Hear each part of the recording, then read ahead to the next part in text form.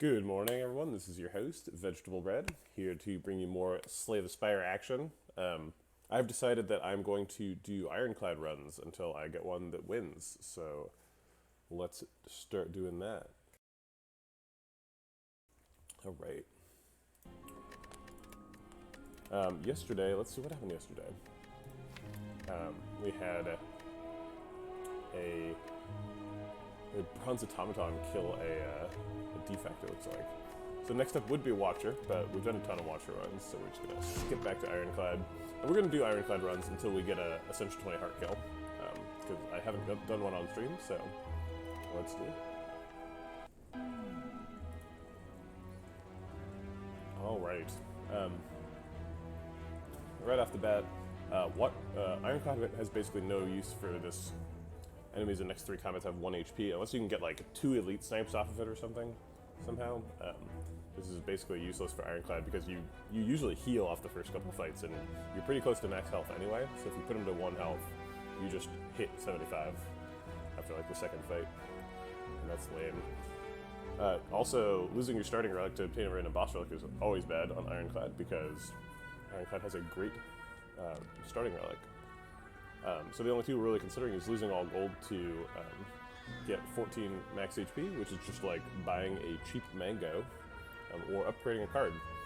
If we upgraded a card, we'd probably go for Bash, and Mango is way better than Bash, so unless we are forced to do an early shot for some reason, we're going to do the cheap Mango, and then we're going to dodge early shots. There's no way to get a fire before our first elite, so that's kind of unfortunate. We're probably going to go this path, even though there's 4 hallway fights, just because we want to avoid shops, so we don't want to go either of these ways. And this way is kind of wacky. There's like too many question marks here before the first elite. We could just go this way instead, because there's still 2 elites here, but then we'd have to take the Mega Elite later if we wanted to hit 3. Okay, so assuming we do this for this path, and get 3 hallway fights and 2 question marks before the first elite, then we can't get 3. We have him as the second one, and we have to fire elite. So there's no 3 elite path here, unfortunately. So we're gonna have to settle for a 2 elite path. So what's the 2 elite path that maximizes our fires? Well, it looks like it might be this this sort of sidewise one over here. Because if this is our second elite, then we could take this fire and that fire. And then if we choose, we could take this Mega Elite late. The last floor of the act is the best time to take the Mega Elite if you're going to take it. So it's possible we want to take it. So let's see. So the options are either we go this way, and then we go to this elite, and then hit a bunch of extra fires, or we go this way. That gets us to the elite later, and after a bunch more question marks. Yeah, I'd rather do an elite and then a question mark. Also, this only gets 2 guaranteed hallway fights. So there's going to be another hallway fight in this many question marks, so it's probably going to have 3 hallway fights. So there's probably not much of a difference between these 2 paths. But I think 3 guaranteed hallway fights and 2 question marks is just about perfect for before an elite. I mean, I guess you'd want to see 3 hallway fights, 1 question mark, and 1 campfire before the first elite, but yeah, so let's start here. Okay, so we still have to take our Mango. Okay. No attacks to start off with in this fight, which is very nice. Thank you, slimes.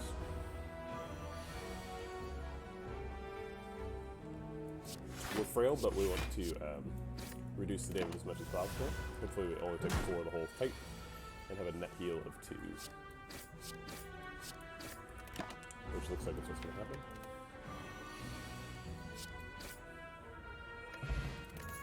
Alright, first pick Iron Wave is pretty good. I don't think we need to move that gift horse in the mouth too hard. Alright, so we're going to transform a strike here. Oh my god, we got a feed? Wow. That's insane. Okay, so now we got We get a mango off of Meow and a feed on floor 2. So we're gonna maybe get up to like 120 health this run. Anything is possible now.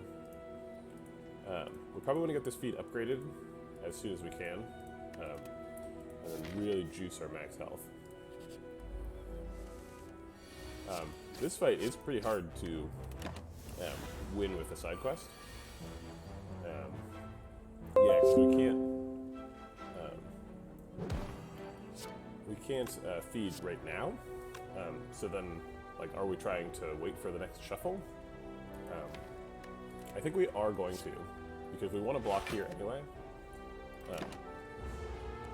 So hopefully we can do 20 damage next turn. Yeah, so we still don't have enough damage to feed here.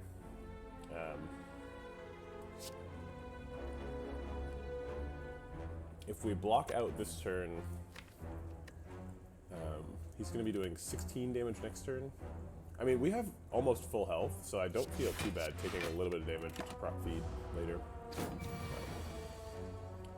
Alright, so we're going to take 11 this turn, and then try and get back to feed, because 15 means feed is lethal next turn. Come on, feed. Okay, so do we want to take 16 or kill him now?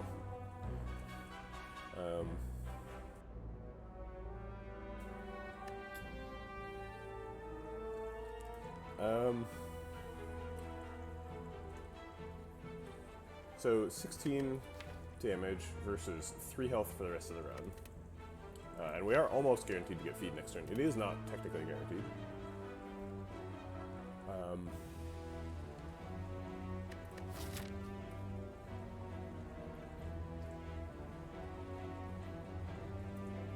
So if we kill him right now, we go to 78 health. But if we take 15, then we go to 67, and then we get 3 extra health, so we go up to 70, and then we heal for 6 at the end of the fight. So we end up at 76. So 76 versus 78. So it's actually not a big deal if we take 16. Wait, how is that right? Sorry, I'm gonna do this math again. So if we take 16 right now, then we go to 56, and then we heal for 3 going to 59, and then we heal for 6 going to 65. So the difference is 65 versus 79, or 78. Which is obviously different by 15. I don't even know why I did all this math. Or wait, it's different by 12. So the option is take 12 damage to gain 3 max HP.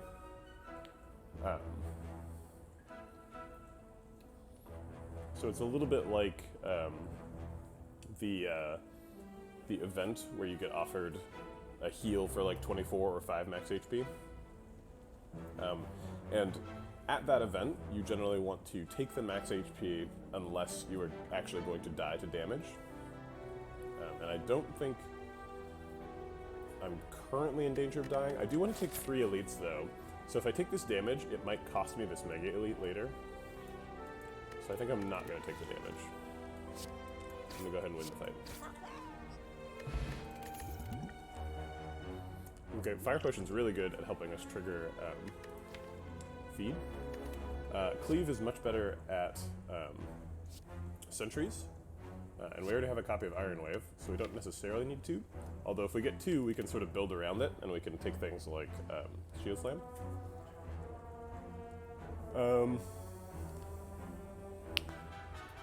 I could go either way on this. Shrug It Off is obviously also a really good card. I think Cleave is the pick for right now. Cleave does, we don't have like Whirlwind or anything, so it's nice to have an option for either hard hallway fights or sentries that does AoE. We don't have Inflame or anything either, so, or whatever that card's called. Alright, so we can't get a feed this turn, so I guess we're just gonna Iron Wave and strike and block out. Oh, Iron Wave to this one to put him at 6, so that we can kill him with a strike later. And then hopefully we can feed on this other one.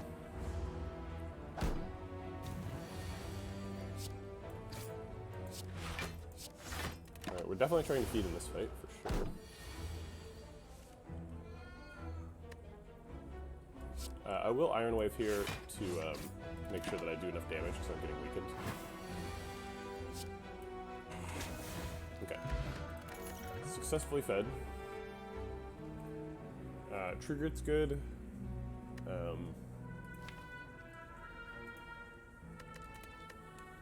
It's not particularly good against Act 1 elites.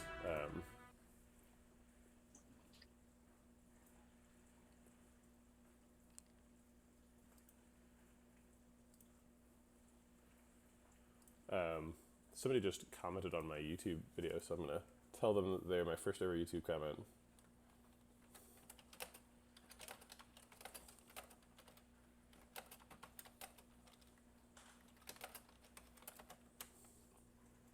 Hooray! Social media. Okay.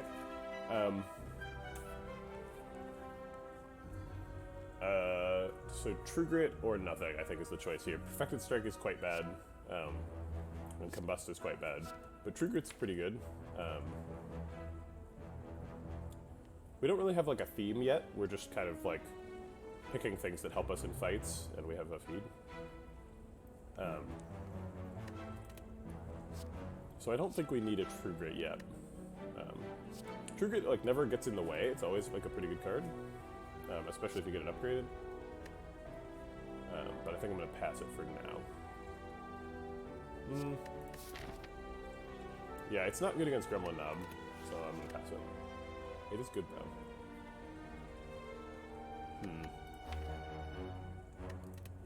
Yeah.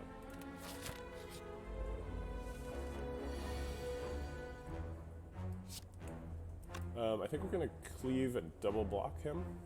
We could Dex Pot, which blocks for 3 right now, and potentially more later. If I bash, feed, and fire pot, do I have lethal? So I do 8 plus 15 is 23, plus 20 is 43, so no. I think I am going to drink the Dex Pot. I get 3 health out of it right now, and this fight can end up going on for a while, especially if I'm waiting for a feed. Alright, Iron Wave double block, or Iron Wave and 1 defend blocks out, and then we can fit in an extra strike because of the Dex Pot.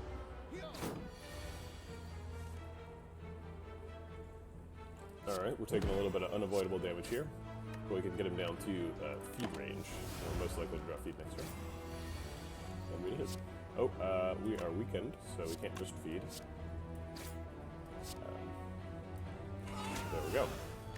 Already up to almost 100 health. Shrug It Off is probably a better defensive card than True Grit, which is part of the reason I didn't pick True Grit. I don't think we want to pick Havoc. The best card in the deck is Feed by a lot, so we're most likely trying to like set up our fights so that we're playing that at the right time. And Havoc is makes it so that we play Feed at the wrong time. But Havoc is good in it. You know, Havoc has its place in a like infinite deck. Twin Strike is really good. We do have a Cultist Potion, so for right now, Twin Strike does a lot of damage. And if we end up doing strength scaling stuff, it does have some strength scaling benefits, but I think I'm going to take Shrug It Off for now. Alright. It's Lagavulin, so we get time to set up. So I'm going to drink the Ritual Potion right now. And set up some vulnerable for next turn. I guess I could just cleave him right now. I'd prefer to spend 3 mana on attacks next turn versus spending 1. Plus next turn I have a strength. It's possible I even don't want to wake him up this turn, since I'll have 2 strength next turn.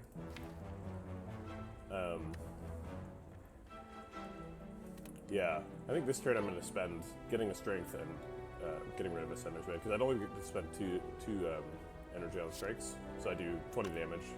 But then hopefully next turn I can do you know, 24 damage from doing 3 strikes. That does depend on me drawing a strike in out of a small pool, but whatever. We did it anyway. So we got our 24 damage to wake him up.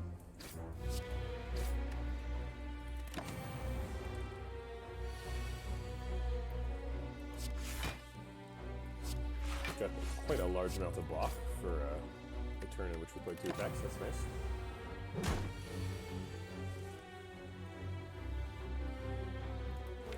We shuffled again, so maybe we don't want to shrug it off here because we might draw feed. Let's see, I think we're not getting feed off on this shuffle. So if we assume we're doing fire pot this shuffle, then I would need to do 60 more damage, and like bash plus cleave does 24 plus 6 is 30. So we'd hit 30 more damage to do. And then feed would do 15. So actually, if I get 2 strikes, 2 attack cards and a feed, I would kill him next turn. If I bash. Actually, just 1 attack is enough. Oh no, it's not. Wait, it is, because he'd be vulnerable. So feed would do 15 plus 7, so it would do 22 by itself. Okay, yeah, so let's just bash and cleave right now. And then most likely we'll get lethal next turn. And we got feed, so we can... Yeah, it looks like we can even save the fire potion. Sweet. Really good fight. Wow, Frozen Egg is really good too. In good shape. We got a second copy of feed. I don't know if I actually want a second copy of feed. It's hard enough to pull off 1 side quest, and having 2 is a bit much. If you do have 2 copies of feed, you can just spend 1 early in the fight, and it is possible to proc both if you have a multiple enemy fight. But Battle Trance is also pretty good. I think most good Ironclad decks include in Battle Trance. Hi, Troll for Fun. Or Troll Fun Forever. Sorry, Troll 4. Put it all together. Troll 4 Fun. Trying to figure out if I want to take 2 feeds. How hungry am I? Already up to almost 100 health on floor 6. Because we got a feed on floor 2. I have not turned up the game volume. It's not something that anybody had asked for before, but I will do that right now. How's that?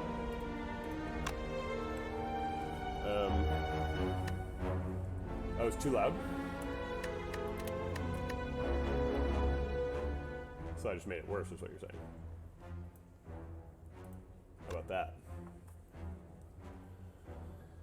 I think I'm gonna take a Battle Trance. Yeah, the game sounds like, I appreciate the music, but I have played this game for like multiple thousand hours, so the music is a bit repetitive. Yeah, Battle Trance is really good. Feed is really good too, but I think a second feed, the marginal value is much lower, so I'll take Battle Trance. We can take a curse here. We are probably never hitting a shop this act. It's possible that this question mark is a shop, but that's our only chance, because we're doing hallway fight, treasure, elite, fire, this question mark, and another fire in one of these 2. I guess we could go this way and try to get that question mark, but then we're trading 1 question mark for another, so that doesn't matter. Doubt is not that bad. We could probably get away with it. I did also turn my my microphone down a little bit because I changed which input I had, and OBS was showing me in the red zone all the time. I think I'll turn it up a little bit and see if that is better. Maybe I'll just turn it up to full. It's not showing me into the red zone anymore, so I'll just turn that back up to 100%. So I usually only take this if I can guarantee to remove the doubt. So I think I am going to pass. Right, here is our big opportunity for Cleave to come in. We are definitely going to Battle Trance here because we're taking too much damage. So this looks like we're probably like double blocking and Fire Potion to kill one of them. Probably the 16 health one. Yeah, so we're going to Fire Potion, kill him, double block, and strike the one who has more armor.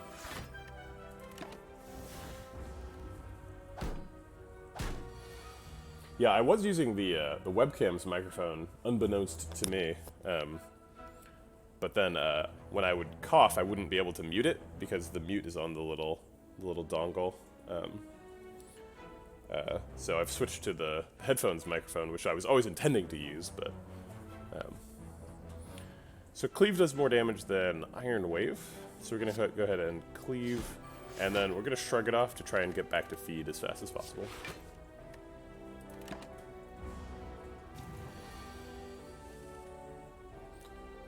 Let's Battle Trance, draw Feed. We didn't do it. Shrug it off will not draw a card because we Battle Tranced, but we can block out this turn. We drew Feed. Yeah, this is a fight where you could very easily proc 2 feeds. So we could be up to 104 health now if we'd taken the second one.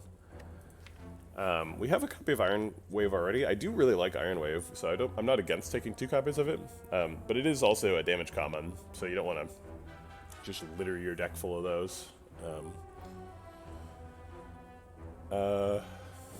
Let's see. So we got Battle Trance and Shrug It Off, which kind of says we're trying to like draw a bunch of cards. But mostly we're just picking good cards to try and survive fights. We're at pretty good health, so we're not super afraid of this elite fight. We know it's not Lagavulin, so it could be either Sentries or Gremlin Knob. Do any of these picks help us particularly? So Iron Wave is quite good against Gremlin Knob, because it's very difficult to generate block against Gremlin Knob, especially if you're trying to last for Feed. So I think I will take Iron Wave. We're now locked into an elite. Centennial Puzzle is great, so I'll keep it. It is not Gremlin Knob. Here's another fight where we could theoretically trigger 2 feeds. So Iron Wave Defend blocks out, so let's do that.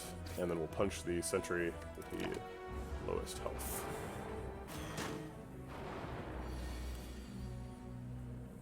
We're going to Battle Trance this turn, so let's do that first. Alright, so we're probably going to Cleave, Shrug It Off, Iron Wave. Cleave does the most damage, and then Shrug It Off and Iron Wave block while doing the most. Unless we can kill this first Sentry with Cleave, Strike, Feed, then we would do that, but we can't. Cleave and Strike is only 14, and then Feed would make it 24, so. We don't have Feed lethal here, so we're gonna Cleave, Shrug It Off, and Iron Wave to block for as much as we can, while not missing out on the massive AoE damage. Alright, this is where this fight starts getting tough. I'm actually not going to Battle Trance. I don't want to burn through my deck too fast, because this shuffle I have some Dazed. The next shuffle I'm going to have a ton of Dazed. So I don't really want to draw more cards. Although if I did draw cards, I would remove some of the Dazed that are in my deck now, most likely. Alright, hoping to draw 2 strikes next turn, or a feed. Feed would be great. Strike, feed. We didn't do it, but we did block for a little bit, so we don't feel too bad about that. Unfortunately, now they're both at very high health, and we're about to draw feed, so we're not going to be able to kill them.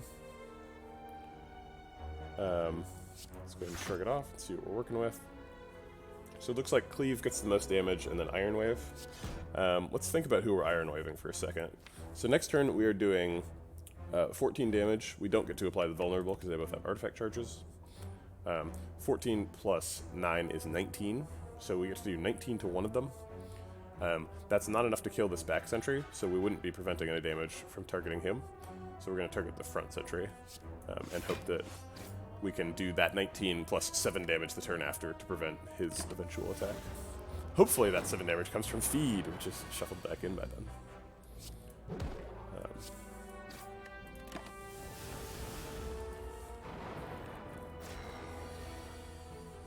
Come on, feed. We can battle trance and draw feed. Or bash. Bash works. Alright, so now the problem is we have to draw a bunch of damage in a row to get this sentry before he hits us. We're not super likely to get feed on him. So if we cleave, let's see, so we're approximately 1 in 3 to draw feed next turn. If we draw feed and we do cleave Iron Wave, we'll have done 13 damage, so he would be at 10. So if we cleave Iron Wave, we're set pretty perfectly. If we shrug it off and get feed, then we can't feed because we don't have 4 energy. So we're going to cleave Iron Wave defend to block out this turn. And then we've got 2 turns to draw a feed. Come on, feed, we're hungry. Alright, approximately 50% chance here, slightly less than. Alright, we got feed. Feeding off of elites feels good. Ghostly Armor is good. Let's see. So the Mega Elite, you don't. It happens out of sequence, so we don't get a guarantee that it's not Sentries. And probably Sentries is the scariest one. Like Strength Sentries is pretty difficult. But you know, so is like Regen Gremlin Knob. Act 1 Mega Elites are pretty rough. So we probably don't want to take one. I left that option open, but I don't think it's wise to take it. I do still want all these fires, so we're still going to go this route, but I don't think we're taking this elite. If we had just, like, broken the game, and we had, like, what's the big AoE damage card for Ironclad? The, like, it's like fire themed, and you shuffle a burn into your deck. If we had that card, or like a limit break combo or something already, then we could take that Mega Elite. But we don't have any of those things, so we don't know. No, yeah. So with normal elites, you can't get the same one twice in a row. So you've got like 50-50 shot of either of the other two. But for Mega Elites, it could be any of the 3. You don't get any information. So you could end up fighting the same elite twice in a row if one of them is a Mega Elite.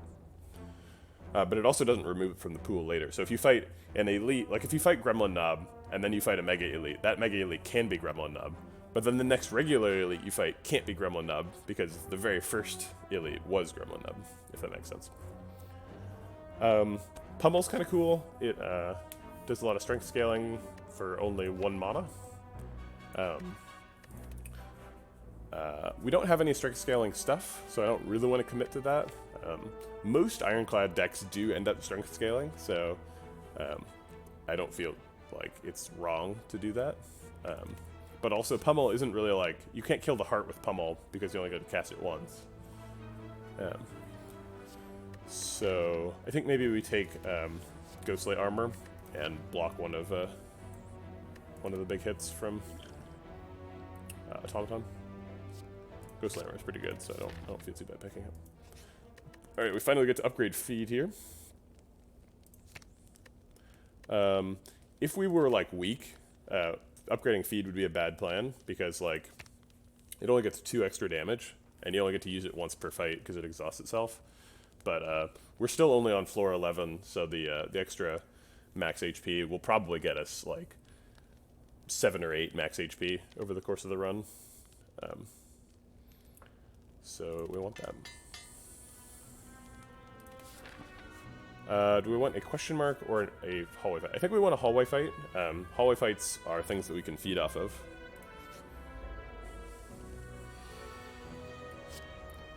Alright, let's punch this Spike Slime. Might have enough damage to feed off of him next turn. I guess I was supposed to cast Ghostly Armor. I'm actually going to restart the fight and cast Ghostly Armor, because it's been a while since I've played Ironclad and I forgot how that card worked. So let's cast Ghostly Armor so that it stays in the deck. Alright. And now we're going to cast, we need to block for 16, and we can only block for 9. So hopefully we can block for a little bit more by drawing feed. We can cleave, and Iron Wave does not kill him, leaves him at 5.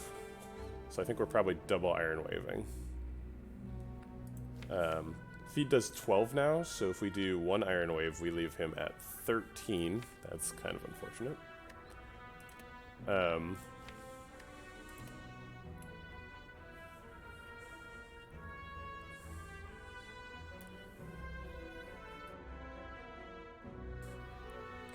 If we cleave, though, we leave him at 10, so he does die to feed. So let's go ahead and cleave. I think since we're frail, Iron Waves only get 3 extra block, so they're not like super valuable.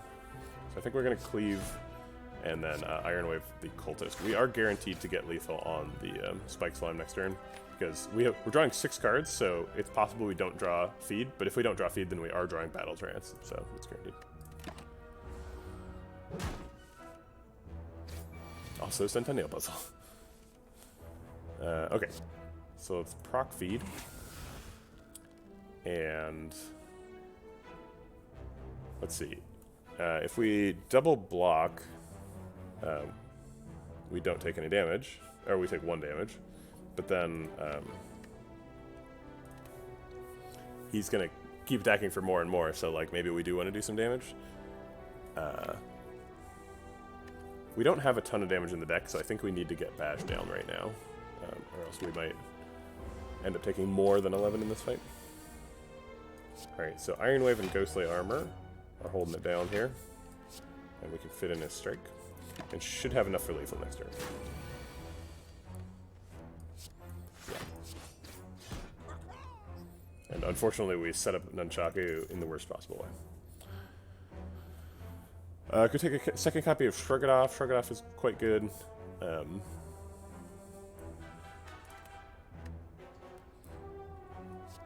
It's either that or we pass, right? Because Shrug It Off is better than True Grit in a deck that doesn't have obvious exhaust synergies, which we don't. Do we need more block? Am I getting too much block? I have 2 Iron Waves, a Ghostly Armor, and a Shrug It Off already. So I think we're okay. I don't think we need another Shrug It Off right now. Alright, let's go ahead and smith something up. Battle Trance is good, getting an extra card. Iron Wave is good. Cleave is good. I think I would do Cleave for sure if this was Slime Boss, but it's not, so I think I'm going to do Iron Wave. Iron Wave tends to get played pretty much every time against Automaton because if he is in damage return mode, Iron Wave is one of the few attacks you can play without getting punished. I think we're going to start with Shrug It Off here. Yeah, and then we're going to fit in 2 strikes. Hopefully we can cycle back to that feed. Still got a pretty thin deck, so should be able to do it. Iron Wave, and we can Battle Trance to draw the rest of the deck right now, which I think we probably want to do. So to maximize our chances of getting feed, we're going to Iron Wave, or we're going to Battle Trance and then do get him down to 12 this turn. And we're going to not cast Ghostly Armor, so we're going to exhaust that intentionally so that we don't have a chance of drawing it next turn.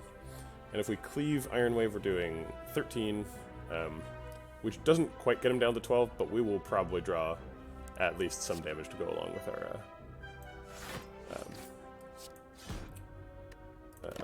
whatchamacallit, feed. Alright, so we got like a 1 in 3 chance to draw feed right now. We did. Nom nom nom nom nom. 112, getting right up there. Body Slam is a good way to capitalize on all this block we're getting. And that is one of the ways you can build Ironclads, just block for a bunch and eventually Body Slam people to death. I don't know if it's something we want to pick right now. Let's see what our like Act 1 rewards are before we start committing to more Shrug It Offs or Body Slams. Alright, we got a whole bunch of upgrades too. Upgrades are really nice. We could do the other Iron Wave and really be ready against Automaton. There's no way we're dying to Automaton either way.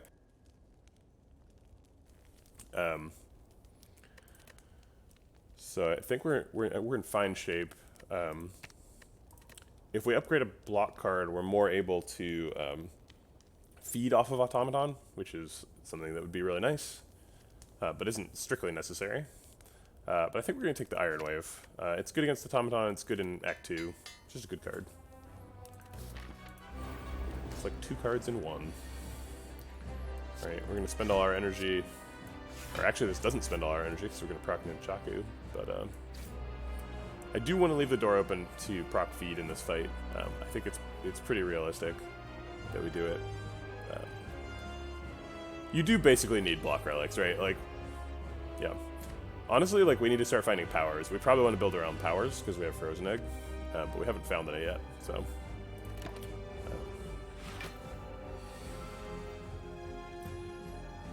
okay, so we can't... Let's see, can we proc him? So we need to do 28 damage. We have Bash Iron Wave, which does 15 plus half of 7, which is not 28. So I think we're gonna shrug it off first, see what we got, and then block for as much as we can. Yeah, which is Ghostly Armor Defend. Taking a little bit of damage, not a big deal. Alright, we're gonna cleave and strike to transform him. Here's that Iron Wave. It's getting played while he's transformed. I do want to get some damage in. I'm not sure if doing 6 and taking 4 is a good ratio though, so I think I'm going to pass on those.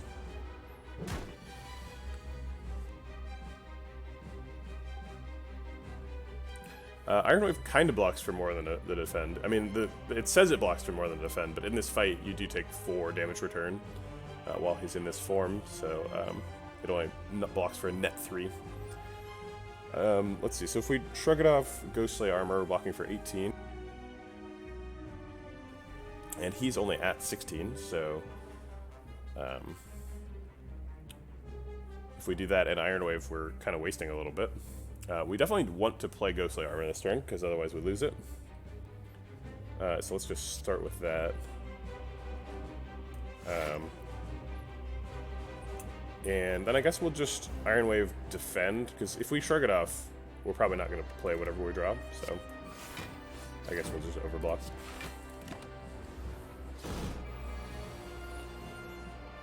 Alright, let's Battle Trance and see what we're up to.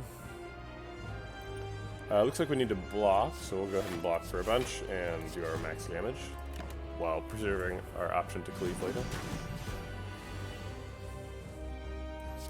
He's not attacking, so we'll just hit him as hard as we can.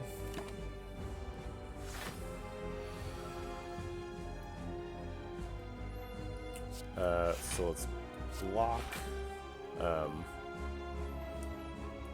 This doesn't do any damage, but it does charge up Nunchaku.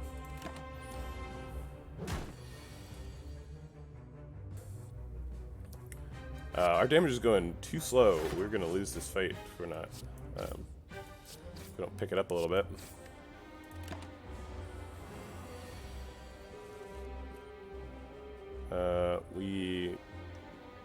Iron Wave breaks him by the most, which is unfortunate because it only does 1 extra damage. Do we want Battle Trance just to draw cards? I don't think so.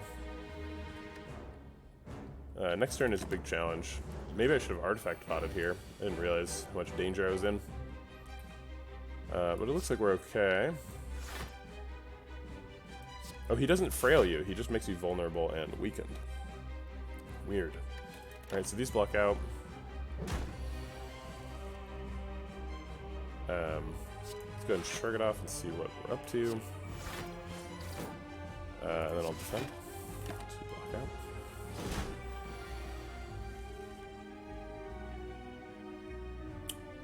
We're dead.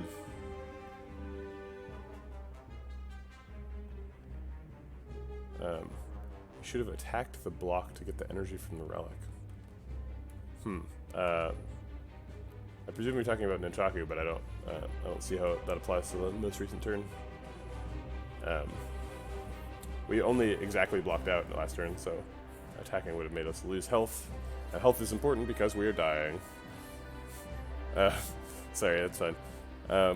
Yeah, darn. I somehow lost to Automaton. I didn't want to commit to a strategy, so I ended up not picking very many cards, and then I didn't pick enough cards to beat Automaton. That seems... Man, I've been losing a lot of really promising Ironclad runs. This one had 112 health going into Automaton. So, like... Yeah, really staggering defeat there. Really thought I was going to win that. Oh well, I guess we queue up another one. Stream title says we're doing Ironclads until we beat the A20 Heart, so let's get a move on there. Really bad Niao options. These are like almost all negative. Transforming a card is bad before you fight your Act 1 elites, because you need your attacks to beat them, and you want to be transforming attacks because those are the worst cards in the deck late game. Removing your boss relic is bad. Do we have an elite snipe or something for the 1 health? Nope. I guess theoretically we can snipe this elite if we go through the shop. I guess I could take a boss relic. The Burning Blood is really good though. I kind of don't want to. I think I'm just going to take Transform a card. I think Transform a card has the potential to be really good, right? Like if we get a feed or something, you know? Inflame. So let's do that. What did we get? Anger. Okay. Well, anger is not really worse than a regular attack, so I guess that's fine. I do think we're going to go through this early shop, because that way we can get this fire before elite. Let's see, how many elites can we get if we do that? Looks like only 2. We've had a lot of problems getting into 3 elites. Oh, we can do 3 elites here if we go through this path. And we even get a fire in the middle. So I guess let's try to do that. And the only way to get there without fighting more than 3 hallway fights is this line here, so let's do that. Was it 4 elites on the left? So we could do this one, and then... What? That's confusing. Okay, so anger... Oops, I angered before bash. I guess I will restart the fight, just because it's such an obvious mistake. Oh, you reversed. Yeah, I think you can get 4 if you take the Mega Elite. I usually don't count the Mega Elite, because it's super dangerous to take it in Act 1. But...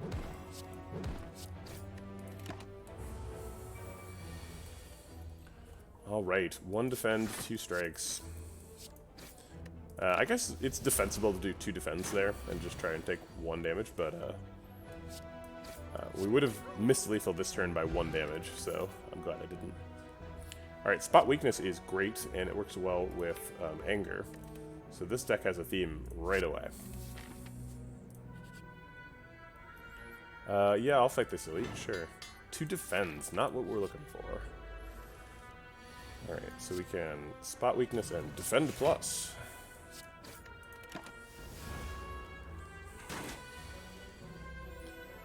Defend Plus blocks out here, and then you get to punch him really hard. Oh, we have lethal, oops. We probably have lethal this turn also. Yeah. Alright. We do have an Ancient Potion, so we could take Flex and just get 2 strength with it. It's kind of a waste of an Artifact Potion. We also have Heavy Blade in a Strength Scaling deck, so I think we're doing that. Feel No Pain is really cool too, but... I'm going to do the hallway fight before the question mark so that I have additional information.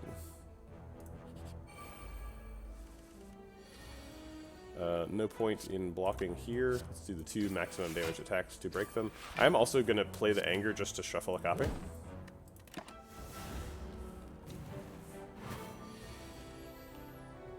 Alright, so we're going to Spot Weakness and double defend. Alternately, we can Spot Weakness and then strike the 7 health one. Let's see, how much damage is that going to do? So if we gain 3 strength, this does 6 damage base, so it goes up to 9 damage, and then goes down by 2, so it should do exactly 7 damage. So let's find out. Nope, it does 6. Okay, 6 is not enough, so we block for more by doing double defense. Take 3.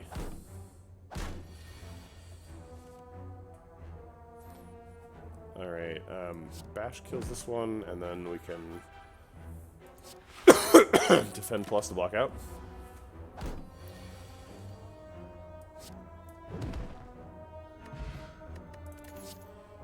Heavy Blade costs 2, though.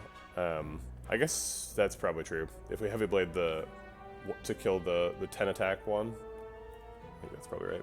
Yeah. I don't think we want to play any of these cards. Hemokinesis is a bit of a suicide card, and none of these combo with strength stuff.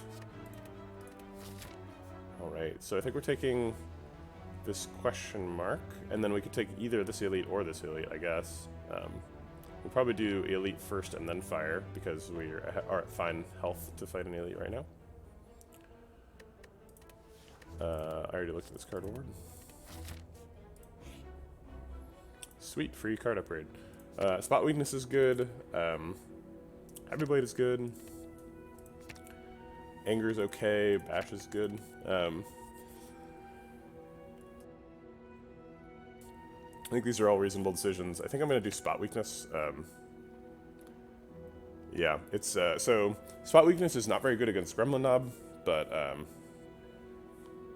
you know, it's great against sentries, because there's pretty much always one attacking. It's not very good against Lagavulin either, I suppose. What's the upgrade against Lagavulin? You don't want to upgrade Bash against Lagavulin, because then you can't set up the vulnerable. I guess Anger is probably the best Lagavulin upgrade.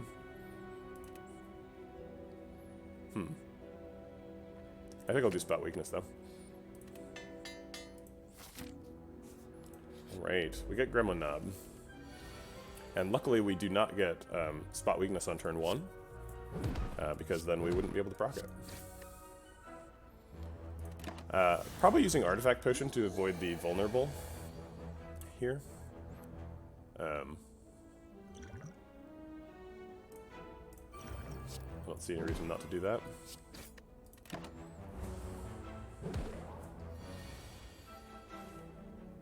It's a really big part of his damage. We are going to spot weakness even though it strengthens him up. And we're definitely going to strike him. So if we draw Heavy Blade, we pretty much for sure have lethal. Heavy Blade by itself does 14 plus 12. So it does 26. So we would need Heavy Blade and anything else. And there's only 1 defend left in the pile. So even if we don't get Heavy Blade, what's the minimum damage we could get? It's defend, and then like 3 strikes, 2 angers. Yeah, that's like, so each of these is 10, so that's like way enough damage. So we just want to block out for as much as possible this turn,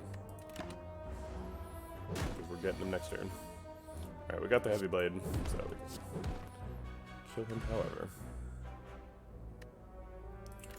the elite is easy. Is there a possibility you fight both? Do you mean the Mega Elite? Oh, I see. Yeah.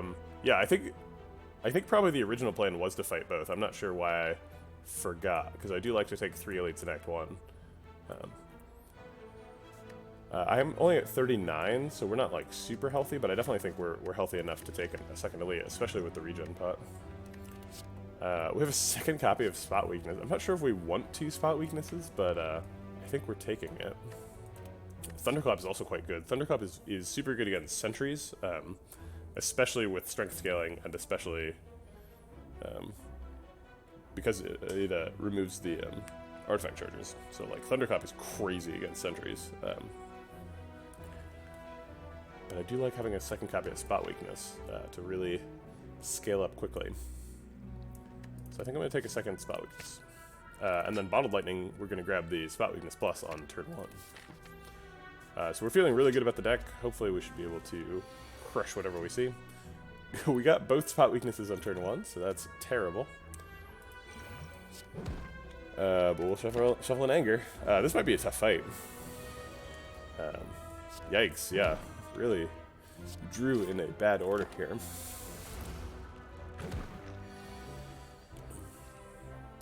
So we only do 8 damage, so we can't break him. So we're just going to block for as much as we can, which is blocking out.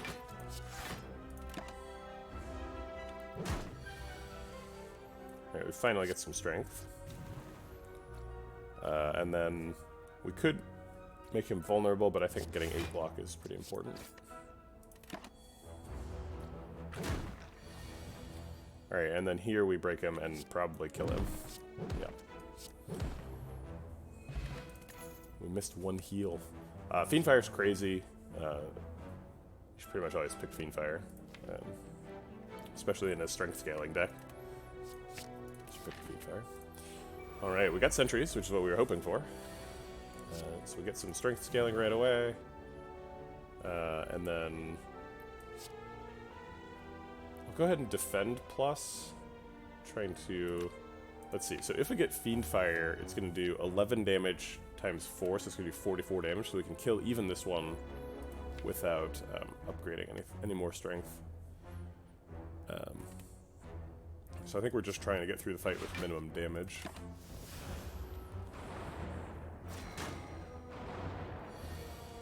Okay, we didn't get it. So we're gonna block as much as we can and still take 10. And then punch that front one. Try and get his health down. Alright, we got our Fiendfire. We can't both Heavy Blade and Fiendfire, and in fact, if we Fiendfire, it's going to kill our Heavy Blade. So maybe we just, if we spot weakness Heavy Blade, is that lethal? It's not. It would add 9 damage, and that would go up to 35. So even though it would be really fun to Fiendfire right now, actually, let's see, if we Fiendfire this one, we still take 10. We can almost block out too. I think we just block out and kill this back one.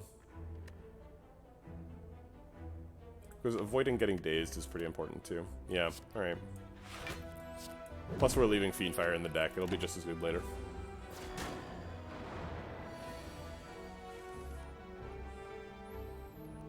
Alright, we get to play all the cards in our hand, so let's do that.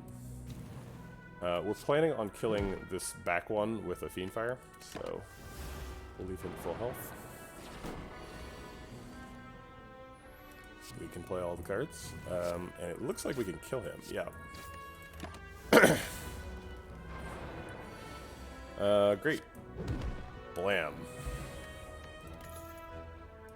Juzu Bracelet. Did this get upgraded? It did not. They upgraded a couple of those, the worst relics, Treasure Box,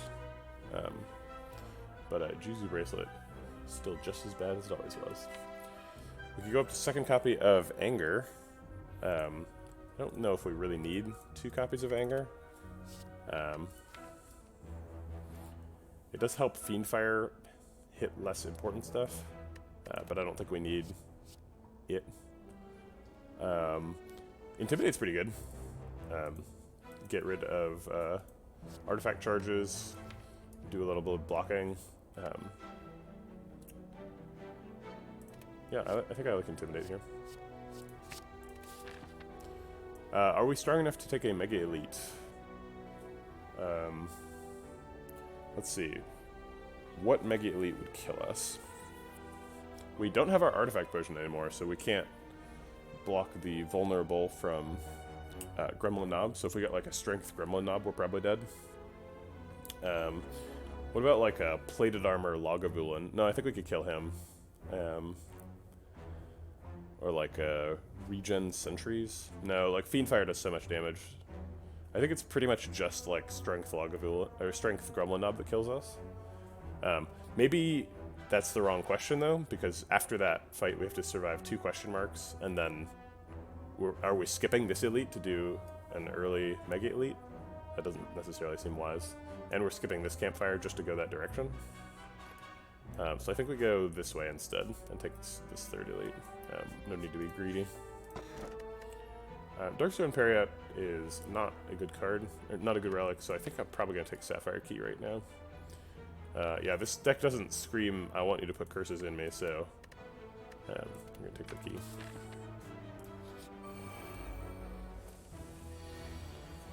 Alright, we have 2 spot weaknesses, so we could go up by 7 strength, and then this does 13 damage, so we could kill the one in the middle, which blocks for 8, which is more than 5.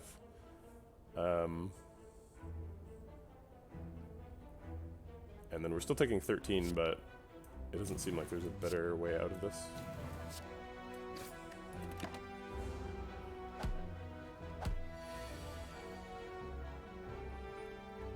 So we're going to defend Fiend Fire and take 1.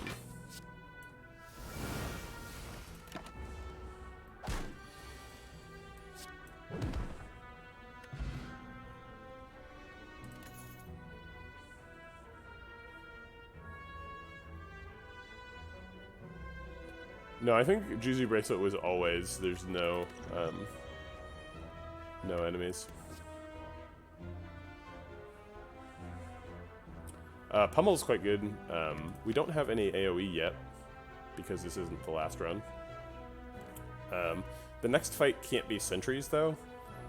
So we would be picking AoE for, like, Act 2.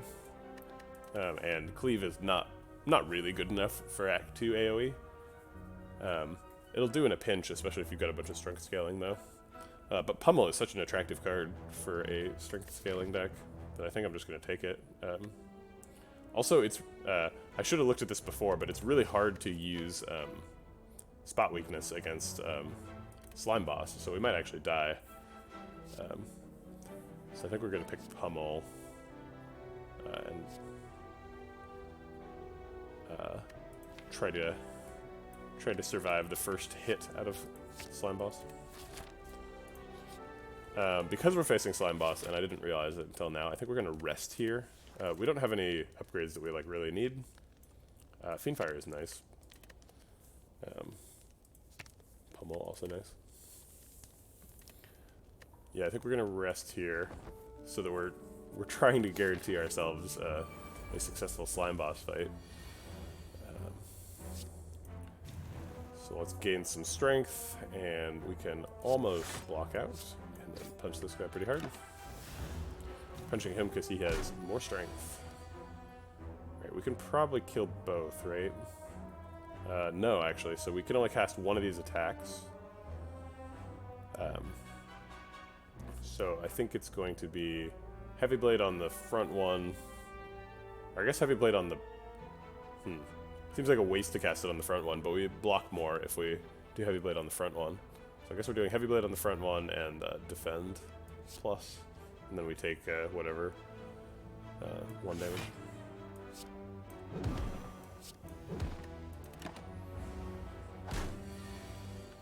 Alright, pow. We don't really need Snake Oil. This they did upgrade. Maybe we do need that against Slime Boss. I think it's better than Thorns against Slime Boss, so I'll take it. Sword Boomerang is strength scaling AoE, which is kind of what we were looking for, so I think I'll take that. Alright. I'll take the heal. We don't really need to remove a card from the deck. It would be nice to remove a strike. Yeah, I think I can afford to remove a strike.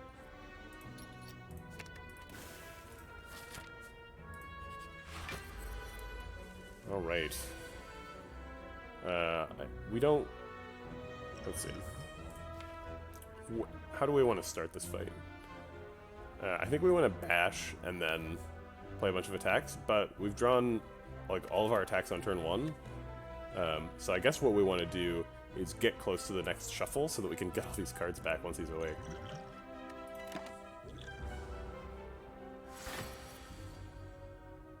Okay, so here's our bash. Ideally, we would be able to shuffle an Anger into the deck and bash, but we can't do both of those without waking him up. Should we just wake him up right now? If we wake him up now, we probably get a spot weakness next turn. So that's not bad. We could just Fiend Fire him too, but then we lose out on a Defend plus. We could Defend plus Anger and then Fiend Fire and get rid of a Defend and bash and wake him up.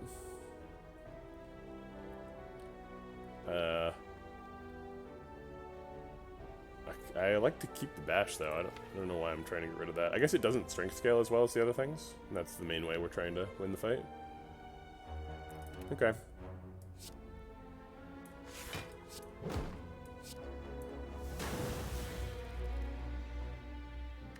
Alright, so now he's awake, and we get to get some strength. And weaken him.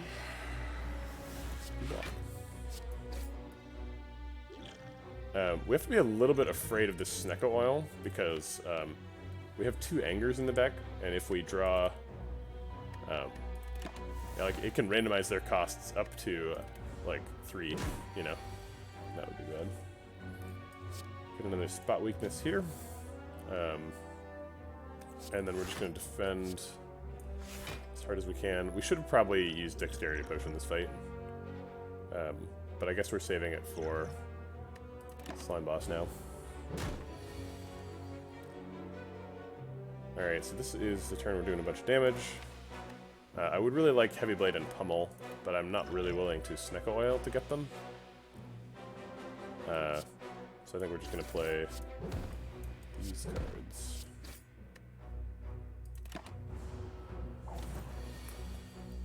It looks like we just have lethal with these, so... Alright, Letter Opener's pretty good. I don't think... Clothesline could be good for reducing the damage, but we already have a source of weak. Although Intimidate is really only good when you upgrade it, and it only happens once in fight.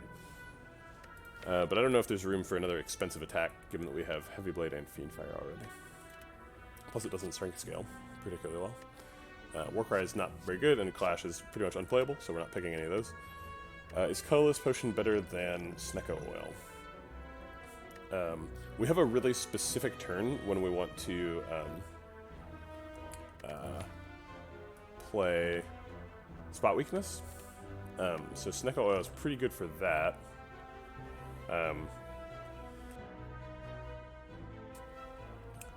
It is a little bit scary to Snecko Oil on the turn when he's doing his big attack, because if we Snecko Oil and all of our block cards are expensive, then we're kind of screwed. But I think that's the line we're taking.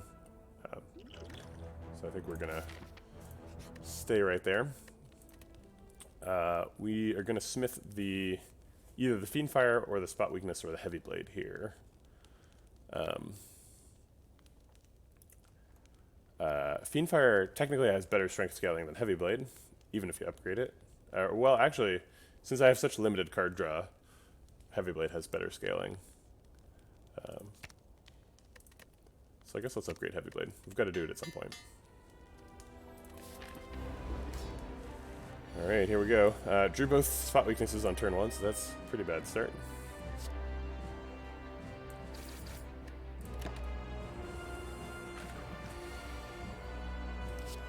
Getting a bash down is pretty good. We don't have any strength yet, so Heavy Blade's not great. That would just exhaust Intimidate, which I think I can use to better effect later. Alright, here's the big turn. Let's draw 5 and then Anger. The copies of Anger will always get generated with 0. Alright, let's say I had a copy of this. I guess it's possible that it gets created with the new cost. But either way, if I play Anger, then I'm less likely to get Spot Weakness, which is what I really need. So let's get that Spot Weakness. Okay, so it did make Anger cost 3, which is a bummer. We did get a Spot Weakness. We can get a better pummel later. So we need to block so we don't die. Oops. I'm going to restart the fight. I need to drink the deck spot before I block.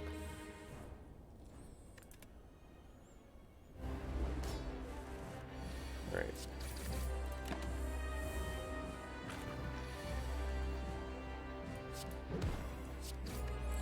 Did the same things on those first 2 turns, so we're not cheating. And then we're drinking Snecko Oil now. And all the things got randomized to the same cost. Spot Weakness, and then we are in deck spot before we defend. And then we could do 2 more defends. which seems reasonable.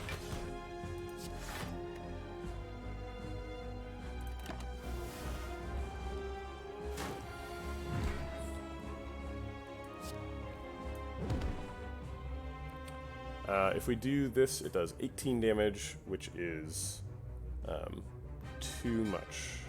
So it would break him. Do we want to break him? I don't think we want to break him at that amount. That's pretty scary. So let's not do that.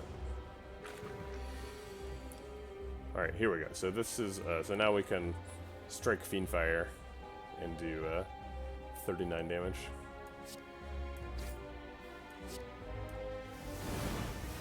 Okay, broke him 51, not great, not terrible. And then hopefully we can, oh my god.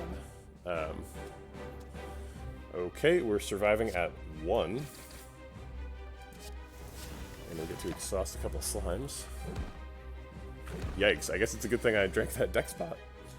Nobody's attacking on the spot weakness turn. What a disaster. Do we want to pummel? This is such a nightmare. If we pummel, we're breaking them. Or breaking one of them. And then we don't have any AoE. So we would be, I think, more likely to die if we pummel than if we don't pummel. Let's see, does it... Oh, actually, oh no, we can't do it on him because he would go down to 25. That's true. We can proc the letter opener.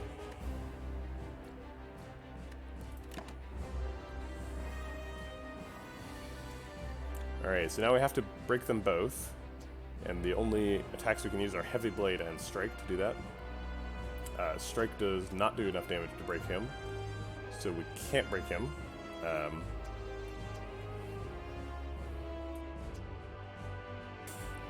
So we have lost again. Let's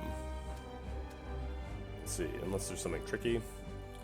There's no, like, letter opener out here. Yeah. Man. I don't know, I guess I just don't know how to play Ironclad anymore. Like, I climbed with Ironclad first, so it has been a while since I've, like, played a lot of Ironclad, but, like, seriously? Getting crushed every run. Choose a colorless card is quite good. I think we did math on this last time. Maybe not, actually. Buying a random rare relic is extremely good. 99 gold for a rare relic is, like, way underpriced. They usually cost, like, 250 at least. So I'm pretty sure we're going to do random rare relic just because the price on rate is crazy. We don't really need potions that much. We'll find them in the early hallway fights. And this option's bad. Colorless card to obtain is good, but I think random rare relic is just crazy good. So we're going to do that. We've got a Stone Calendar. Okay. Well, Stone Calendar is does enough damage to win pretty much all of the early fights. Even Bronze Automaton, it does quite a bit of work. It does like a third of his health, maybe a quarter. Let's see, it's 52. Yeah, he starts at like 200, right? Maybe he starts at less than that. I don't know how much he starts at. Okay, so we spent all our money, so we should avoid this shop. We can't get 3 hallway fights, and then a fire, and then an elite. The closest we have is here, which is almost that, but then we can get 3 elites by going on the left, and that is, it looks like the only way to get 3 elites. We could get an extra campfire by going right, but that requires us to go through the Mega Elite, which is probably not a good idea. This is also an extra campfire, so we could do a 1 Elite, 2 campfire path. But yeah, I think we're going to go left, which is a tough path, but it is 3 hallway fights and then an Elite, so it's not undoable. This section is a bit tricky, but I think we'll survive. Getting to set up vulnerable on turn 1 versus cultist seems good. I think we're going to win this fight with 0 damage, is the plan. Oops, I just totally wasted 1 mana here. I'm going to restart the fight.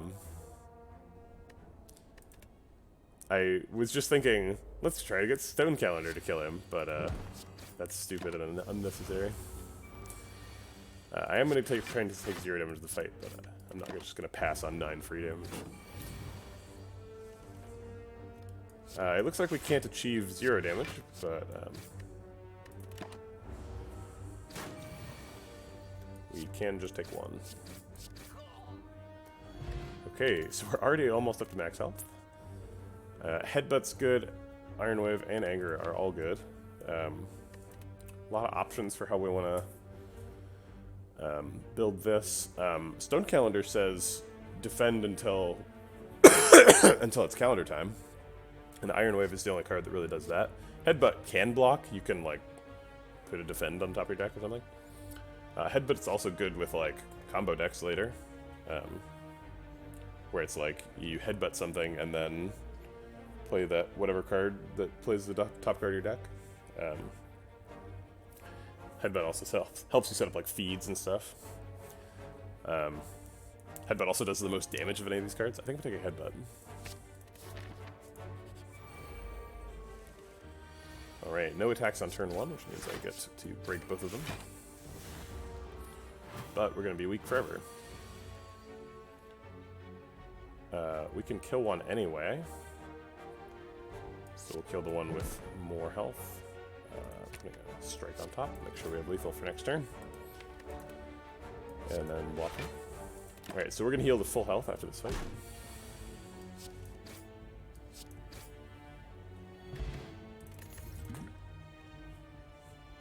Cleave is a good pickup.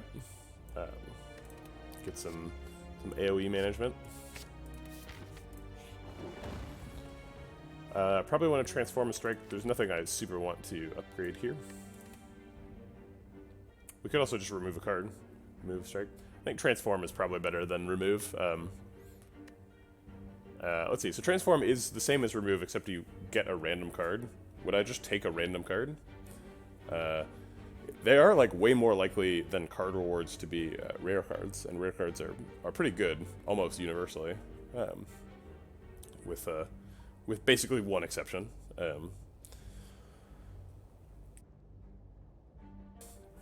But you don't actually you're not guaranteed to get a rare card, but the rarity of the card that you get is way higher than normal card reward. So I think we are going to transform. We're looking for an identity, so hopefully this will give us one. Dual wield.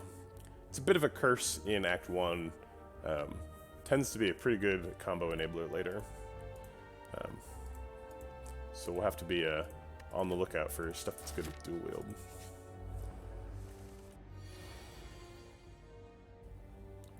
Alright, double defend and cleave here does the most block and damage. Bash Headbutt does the most damage here. I'm not sure what we want back. I guess just the cleave.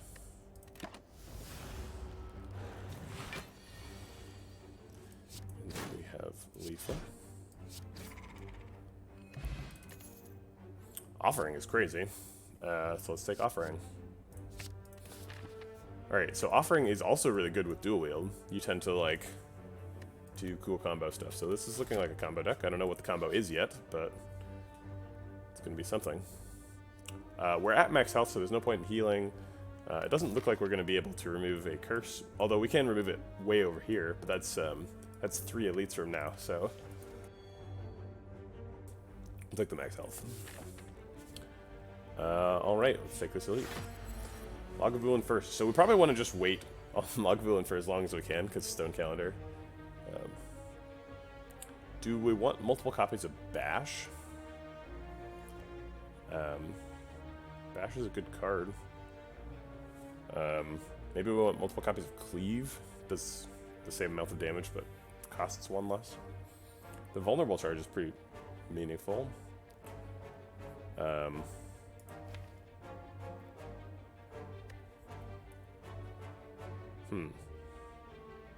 I wish we had Headbutt in hand, but we don't. So we're going to dual wield something and Bash this turn. What that something is not entirely clear. I think we're going to dual wield Bash first, and then later dual wield, maybe we'll do a cleave, if we get that far.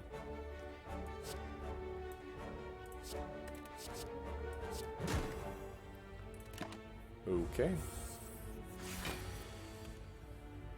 We have a full turn of damage this turn, so I think we're going to break him right now.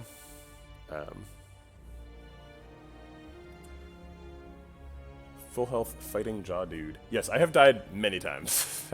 I've had 2 runs, and none of them have made it to Act 2. Both of them made it to the Act 1 boss, so I've never had the insulting Niao options. But yeah, have not had successful runs today. A couple of real stinkers. So I think we're going to headbutt back a bash. Let's see. What do we want to go with this hand? Yeah, so we've got an offering, so we're going to want to bash next turn.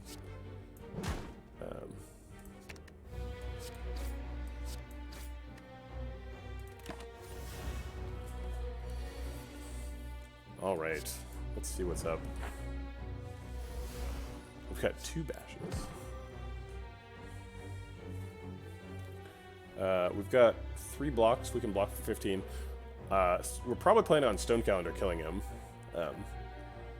So he's going to attack twice, and then debuff us, and then attack 1 more time, and then Stone Calendar goes off. So if we block for... Oh gosh, we can't really defend next turn at all. So maybe we Snecko Potion next turn, and try to block for as much as we can then.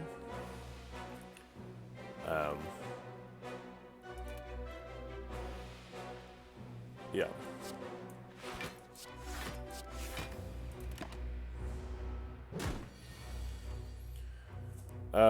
I don't really want Headbutt to get its price randomized.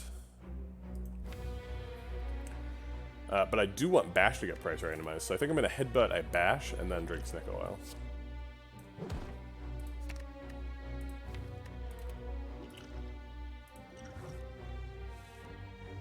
Oops, my defense costs 2 now. I thought about using that before, but decided not to do it. I can dual wield and make copies of 1 mana bashes, which is pretty neat. Or wait, I can make copies of 0 mana cleaves.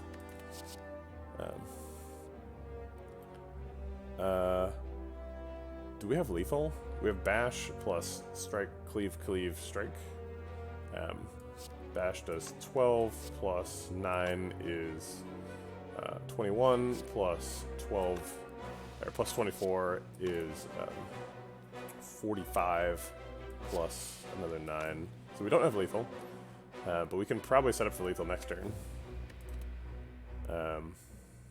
Or we can block for 5. We can do most of that damage and then still block for 5. We're just skipping the bash and the strike, which does... So we're skipping 21 damage to block for 5 and put on vulnerable charges. So we're always doing these.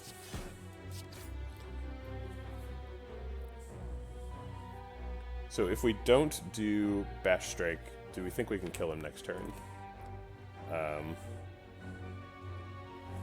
I think no. I think we need bash strike to kill him next turn, because this is only 17 damage. So it's guaranteed lethal with bash strike, and without it, it's doubtful lethal. Alright, so we didn't end up stone calendaring him to death, but this is more fun. Ooh, Mummified Hand. Oh my god. Okay, some really good card rewards too. Flame Barrier is... really pops out. Carnage is good in Act 1. Does fall off quite a bit. But even in Act 2, you know, you can kill stuff with it. Carnage is best if you get that event where you get the book and then it double casts Carnage.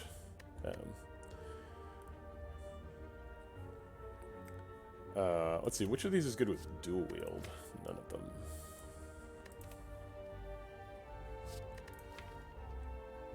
We probably want to upgrade Offering eventually. Like, we're going to pick Flame Barrier. Flame Barrier is like a top tier card.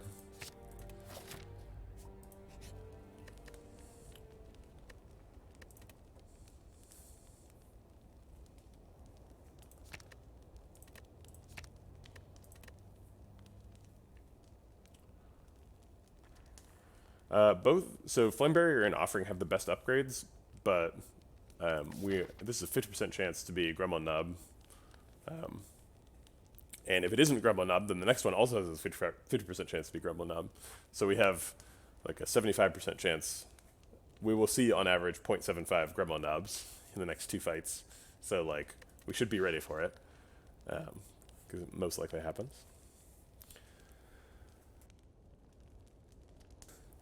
So maybe we take like the Headbutt upgrade just for some more damage. I think Cleave upgrade is probably what we're really doing, because we're also fighting 0.75 sentries, and Cleave is good against both sentries and Gremlin Nub. Yeah. Okay.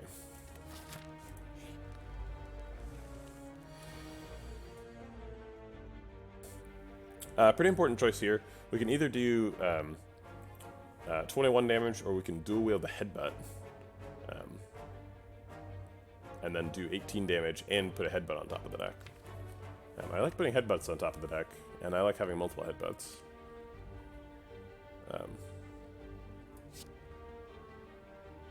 We also put a dual wield on top of the deck, which is less than ideal. So maybe we just put a strike on top of the deck. Yeah, I think putting a strike on top of the deck seems reasonable. Okay.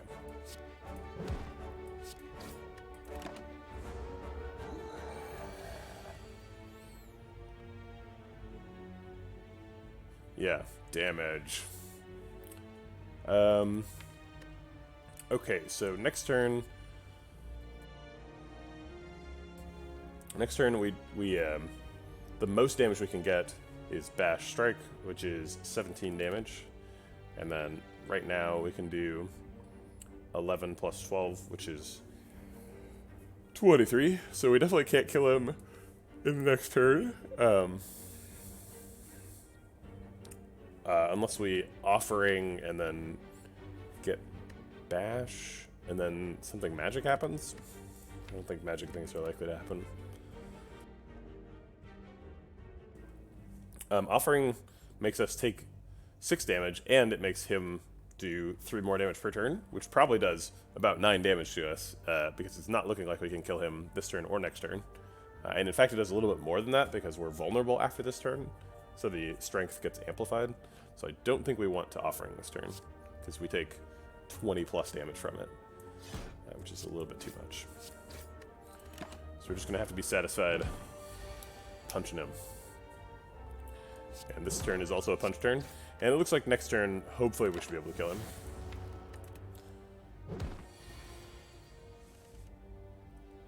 him. Let's see. So this does 16 and this does 9. So those do 25 together. So Offering almost certainly finds lethal. And even if it doesn't, we can kill him with Flame Barrier, although it does hurt us. Wow. I guess we're killing him with Flame Barrier. And resting at the next campsite. Yikes. Meat on the bone is nice. We need that. An Iron Wave helps us stay alive at this low health total. It also helps us delay until Stone Calendar goes off. So I think we're going to pick Iron Wave here. Oh, I thought there was a campsite in the middle. Oh my god, we're so screwed. Okay, we got 8 health. I'm not sure what we can do to make that enough. It doesn't seem like dual wielding a strike is the answer, so we're not going to do that. Yeah, we're going to lose before the elite this time. I think we're not going to wake him up this turn. We can't even really cast Offering. Offering, like, almost kills us. I think we're going to wait for the full 3 turns to wake him up.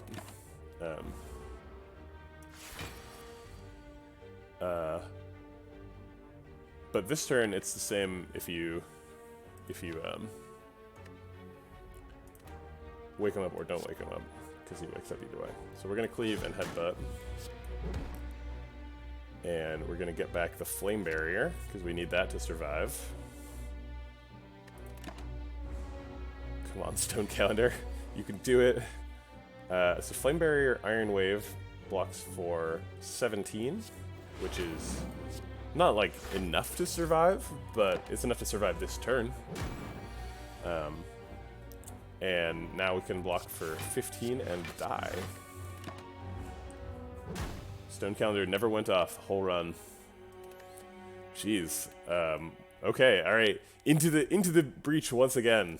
Ironclads. Just zerging them to their death. Killing them as quickly as we possibly can. Getting the embarrassing meow options here. I think we're going to take the max health because the 1 HP enemies is not particularly useful on Ironclad. And then... yeah, am I wrong? Am I, like, pathing this wrong? Are you supposed to only fight, like, 2 elites as Ironclad?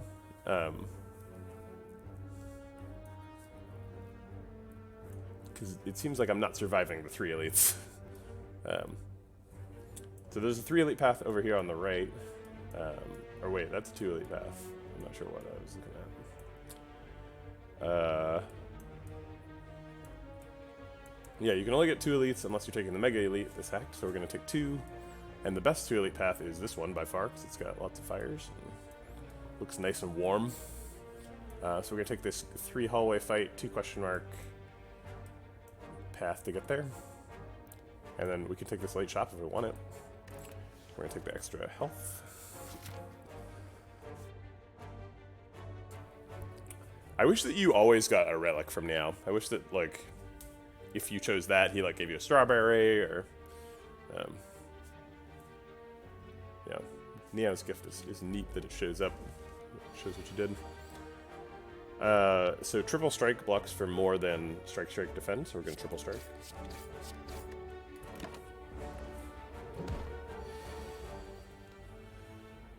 And then we're going to double defend strike here. Taking 2 to deal 6. Defend double strike, blocking for as much as we can. And then hopefully killing him this turn. This does 17, which is enough. Hiya. Alright, Headbutt is first choice. I like Headbutt a lot on floor 1. These don't do damage, so we're not going to pick them. Alright, good to start out a cultist fight with 3 attacks. Let's go ahead and set up a bash and block. Alternately, we could headbutt strike. That does do more damage. Next turn we have 2 blocks, so it's possible we can't spend all 3 energy on attacking. We could also bash headbutt. It's sort of the most aggressive option.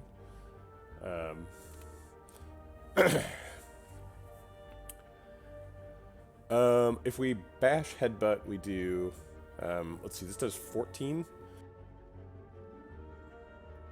or 13, when he's vulnerable, so it'd be 21 damage. So he would be at 14, and we would put a bash back on top, which would do 12. So we'd be almost guaranteed to win next turn. Whereas if we bash defend, we're leaving him at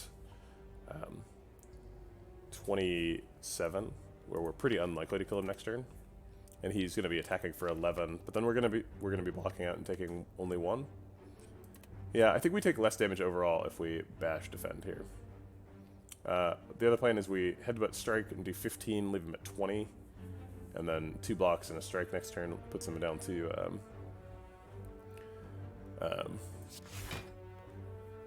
14. And then we get lethal after that. Yeah, it seems like both of these are probably lethal. I guess headbutt strike actually is more consistent because it puts the strike on top, so I know that I'm getting it. So let's do that.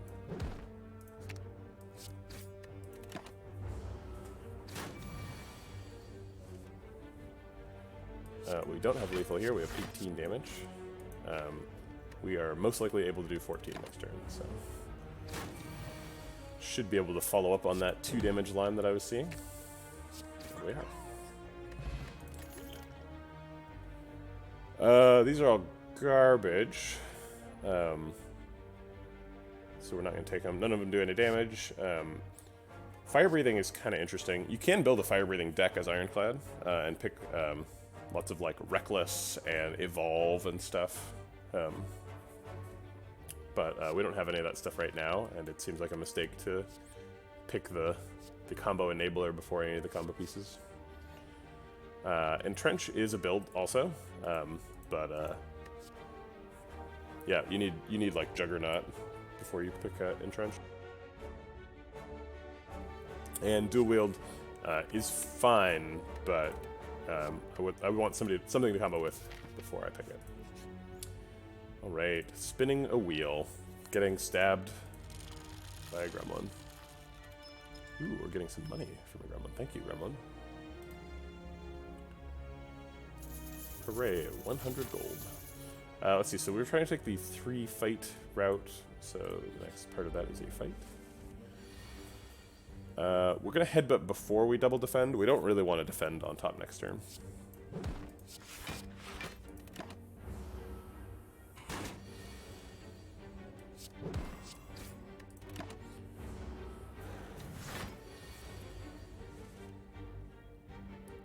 Do we have lethal? So we have 12 plus 9 is 21. So no, we don't have lethal. So we should block for as much as we can.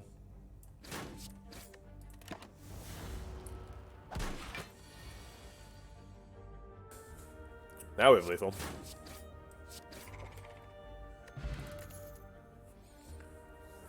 Shrug It Off is good, sort of independent of whatever else your deck is doing, so I guess we'll take it.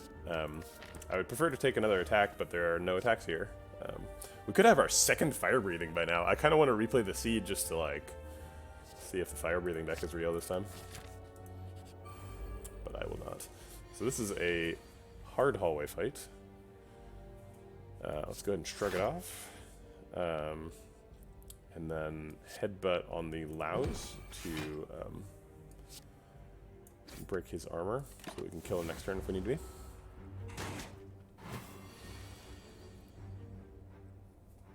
We can kill him. Let's Shrug It Off first to see if that's the correct decision. Yeah, seems like it is. I guess we're blocked out, so we could just do 8 to Jawworm. I want to end this weekend as soon as possible. Okay, I guess we're taking some damage.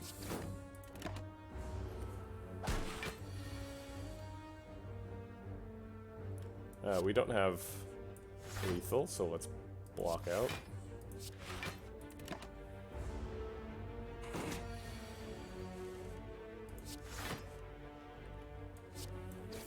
Let's see, do we block for 4 or do 6 damage? I think we need to get the damage in before he starts scaling up too quickly.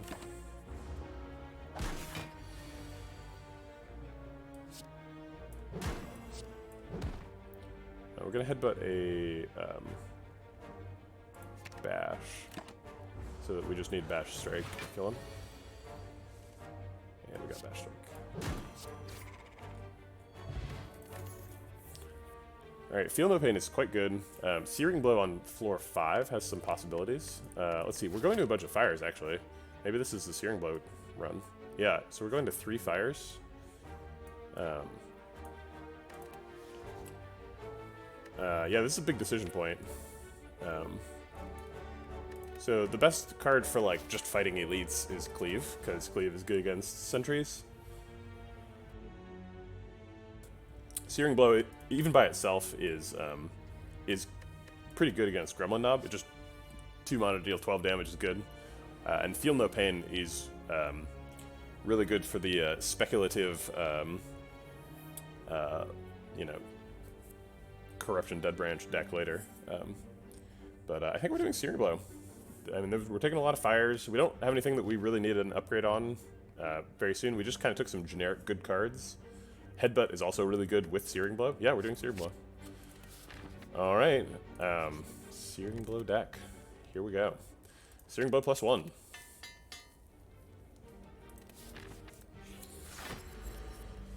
Alright, we're pretty much just waiting until we get Searing Blow here.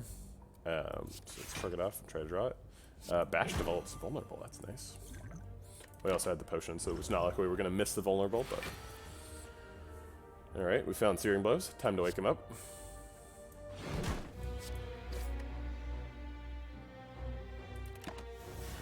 He don't rip this run. Come on. We can take a Lagavulin. We need to conserve our health against Lagavulin until we get our next Searing Blow. Unfortunately, Searing Blow is in the bottom of this shuffle, so that's unfortunate. I think we're going to double block and shuffle a strike back with Headbutt.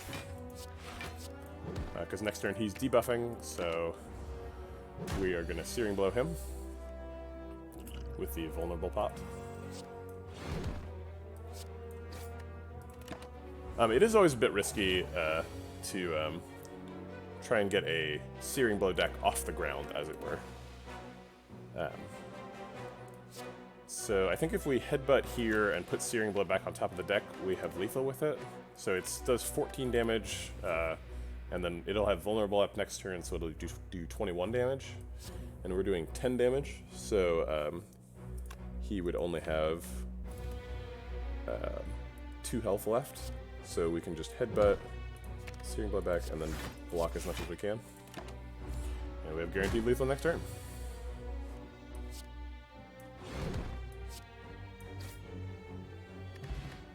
Alright, Tungsten Rod is pretty good. And Regen Pot helps us regenerate. It's a Searing Blow deck. We should pick another Searing Blow, right? No. Just no. Rampage is pretty good with Headbutt, but the standout card here is Flame Barrier. We are fighting another Elite, is the next fight, because we're going to go to Fire Chest Fire. And that next Elite has a 50% chance of being Gremlin Knob, which, you know, can kill us for sure. Especially if we upgrade Searing Blow at both campfires, which I would say I am very likely to do.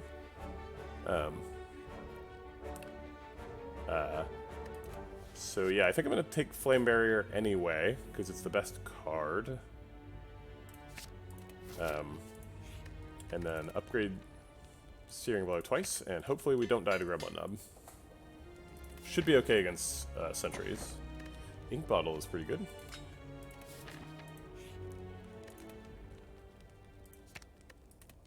Alright, we're getting up there. 27 damage is pretty good. Alright, obviously we're going to Regen Pot and Bash Strike this first turn.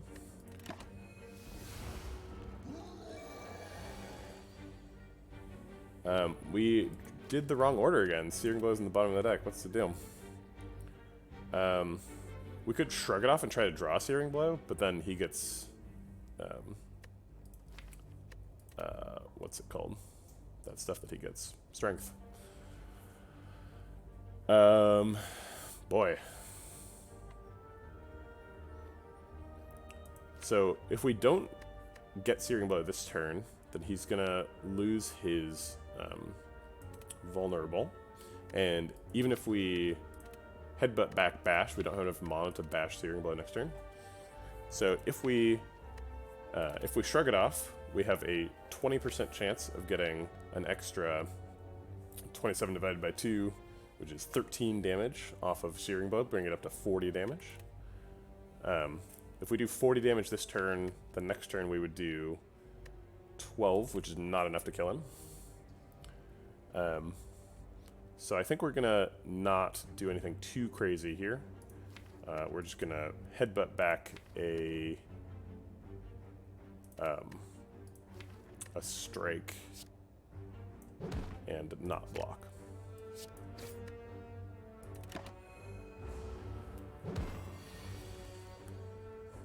Tungsten Rod is putting in some work, saving our life here.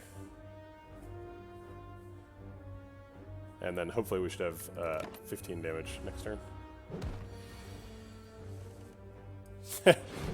Searing Blow. Okay, we got a Frozen Egg, so that's nice. We just need to find some powers now. Carnage has some like cross synergy with Searing Blow.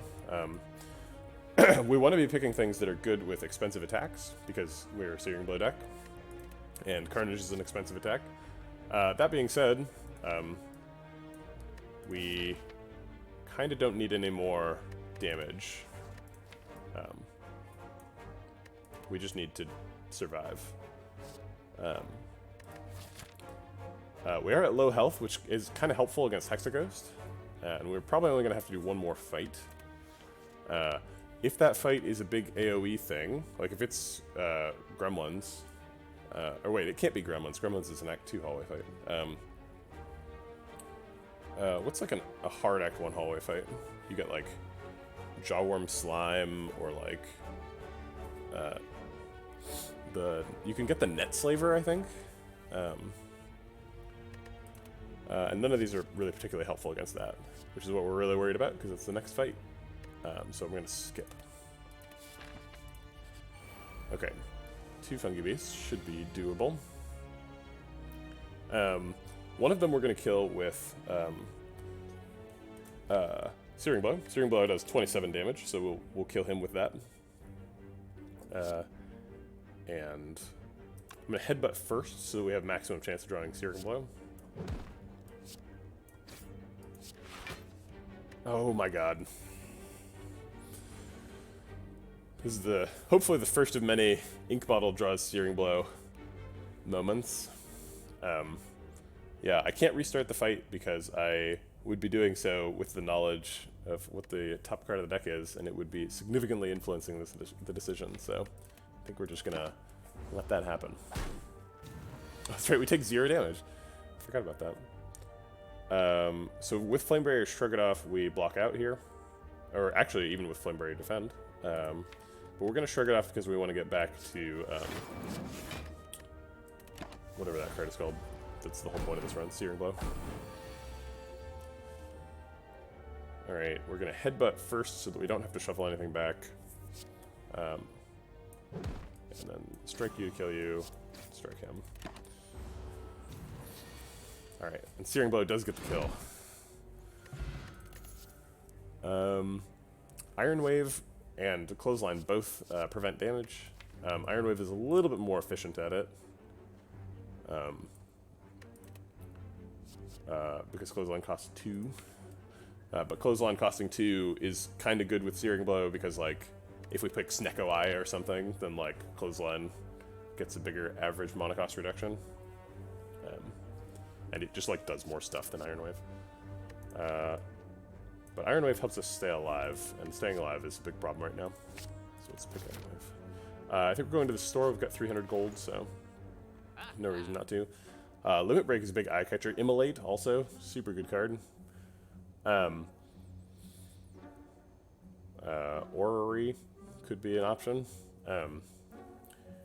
I wish that this anchor was a Horn Toe Cleat, or whatever it is, the turn 2 version, because that would be really useful right now.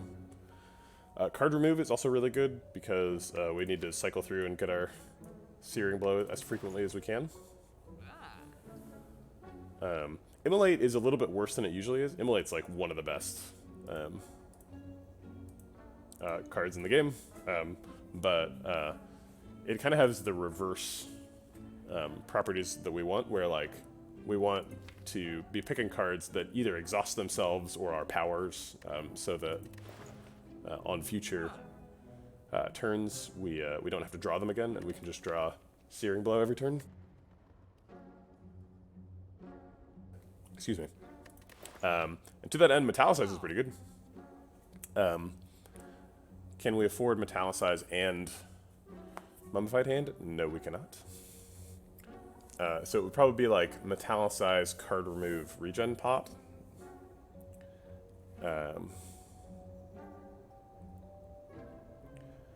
These relics are not great. I mean, Anchor is pretty good. Anchor is probably the best relic, like, for this deck. Obviously, Mummified Hand is a crazy good relic, but it costs 100 more, and we're not really getting anything out of it right now. Yeah, it's true. But the long run doesn't matter if you die as the Act 1 boss, you know? Like, the long run of this deck is not about relics. The long run of this deck is about Searing Blow.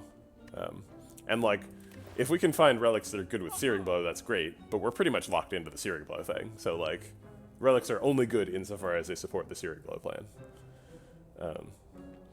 But I think we could afford Metallicize Anchor Card Remove. Let's see how much that costs. So it's 155. You can't, there's no, oh, perfected strike, that's true. With all those perfected strikes we've been seeing, maybe, you know what, it doesn't combo with Searing Blow because it's not called Searing Strike, so I'm not going to do it, but, good suggestion. So this is 155 plus 167, which is, 322. So we have 1 extra money if we buy Metallicized Anchor and card remove. That seems like a really efficient way to use our resources here. Let me just verify that one more time. Yeah, that's correct. Okay. Metallicized Anchor, card remove with 1 extra dollar. This is the toss a coin to your Witcher money that's remaining. That's all we got left. We could get some more money, but then we would immediately fight a boss with a regret. And we would get to experience first-hand regret. So we'll just take the 50 gold instead. Hey, it's a campsite. What do we do at campsites? We upgrade Searing Blow.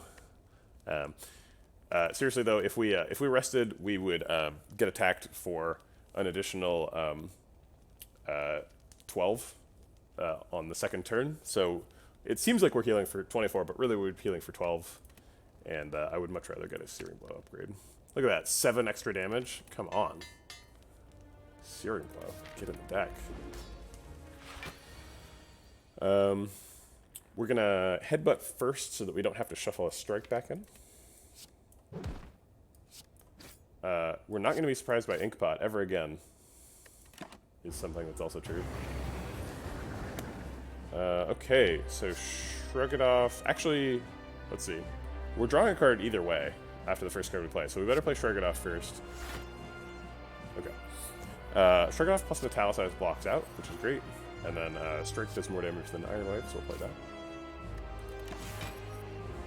that. Hexaghost is easy when you come in with 17 health. Barely hits you at all. Let's go ahead and block and Searing Blow. It would be nice to get those vulnerable down, but we don't have any potions to do it, so... we're going to try and preserve our limited health resources, because none of these cards are Searing Blow, so they're not a priority. Oh, I did waste 6 damage there. That was a mistake. Because I forgot about Metallicized. Let's go ahead and... Oh wait, we can Headbutt and then get Searing Blow. But we have to be careful not to play 3 cards. So I guess we're going to Headbutt Flame Barrier.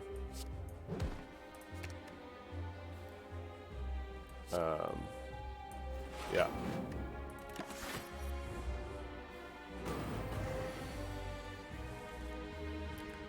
Alright. Searing Blow. We're skipping Bash again. Womp womp.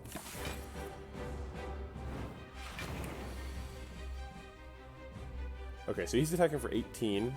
We can't draw Searing Blow because it's in the discard. So we'll go ahead and draw here. We can Headbutt and put Searing Blow on top of the deck, which seems like probably what we should be doing. And block for as much as possible.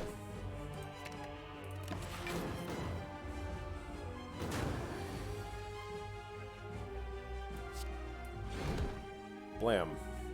Yep, a little bit of block, still taking 2 damage. Tungsten Rod is a real champ in this fight as well. Well, Searing Blow is not lethal here, so we need to block more than we need to Searing Blow.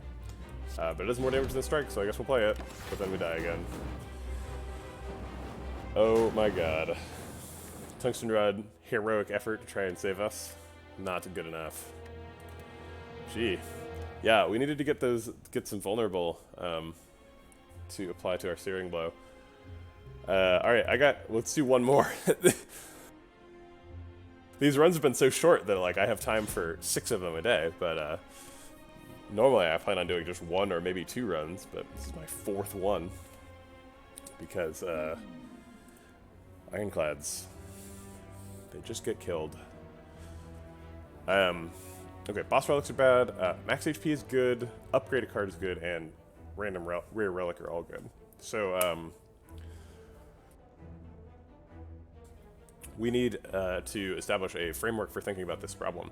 Yeah, cheap rare relic, this option is super good. It seems like it's way above curve, and I think it's probably the best, among the best Niao options. So I suspect that I'm going to pick it, but I feel like I need a better framework for comparing upgrade a card and max HP plus 7. So max HP plus 7 is like buying a Strawberry. It's like a slightly stronger Strawberry versus upgrading a card, which is something you can do at a campsite.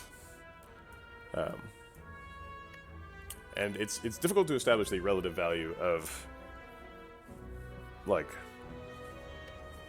I guess, okay, how much does a Strawberry cost, right? It costs like 150 or something. It's like a pretty cheap relic. It's a common, I believe. So this max HP plus 7, I would say, works out to about 150 gold worth of value. And to upgrade a card, there are events that do this, where it costs you gold to upgrade a card.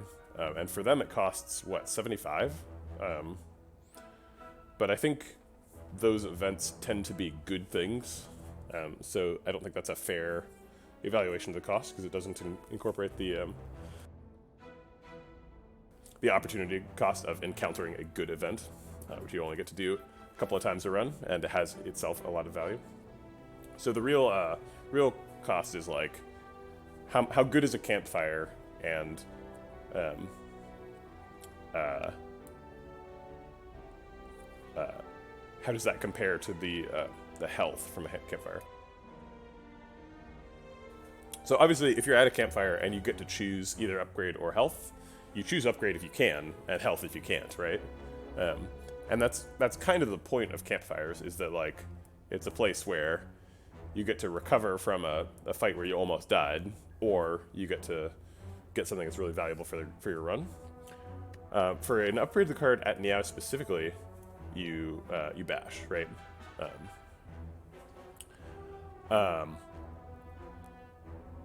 So we're talking about the bash upgrade specifically versus 7 health. And how much damage do you expect to get out of an upgraded bash over the course of a run, versus how much value does health have over the course of a run? So the value of health is pretty obvious. It prevents you from dying. The value of a bash is, like, I would say an upgraded bash does, on average, like 5 extra damage in a short fight, and like 20 extra damage in a long fight, which is pretty, like, against Lagavulin, an upgraded bash is actually kind of bad, but and I guess it's bad against sentries too, because you're unlikely to be able to apply the vulnerable debuff.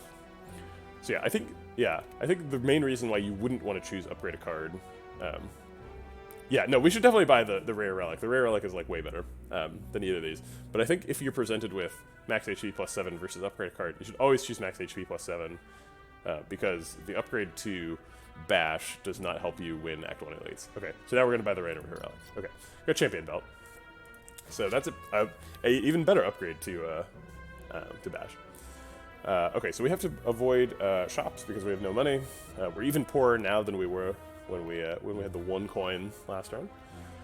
This has a fire before an elite, which I like. It also has 3 hallway fights and 2 question marks, which is pretty much ideal. We could also go this way.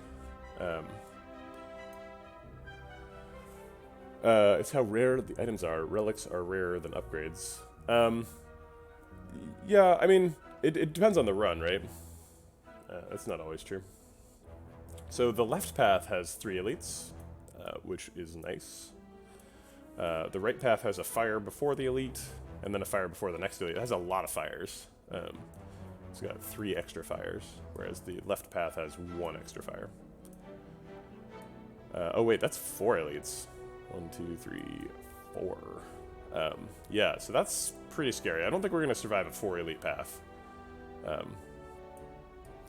And the sort of opt-out of taking 2 elites leaves you just taking a bunch of question marks. So I think I would prefer the right path of 2 elites and a whole bunch of fires. Just, like, I think I need to, I don't know. You do, like, potentially have 0 hallway fights in these question marks, right? So it's, like, possible that you get 2 hallway fights to charge up, and then you do 3 elites in a row. So you're basically taking like the Niao benefit against 3 elites, which I don't know about that. Like champion belt is not going to win against Act 1 elites. It's like not very good at all.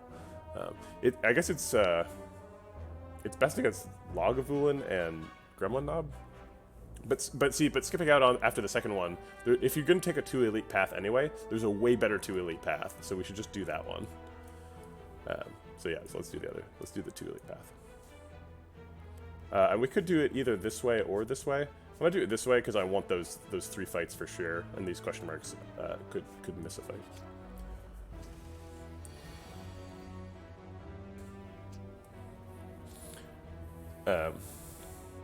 Yeah, here's the link to the Discord. I don't think that Troll Fun Forever is in the Discord, but it's easy. You can download Discord.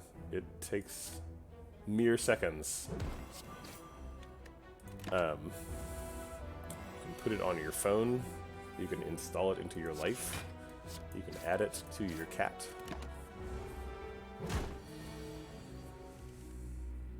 Alright. Not too many interesting decisions being made here, just sort of trying to minimize the damage we're taking. And now we have lethal. Are you watching on a tablet right now? Troll Fun Forever. So Headbutt Floor 1 is something I like to do. Heavy Blade is nice, but sometimes you end up taking Heavy Blade and then not having any strength scaling, and then you have a sad Heavy Blade that's left in your deck. Although I wouldn't know anything about Ironclad decks that get to Act 2 anyway, so what do I know? But I think we're going to take Headbutt here. Headbutt's great. Alright, so we can break them both and block for 5, and I don't see any reason to not do that.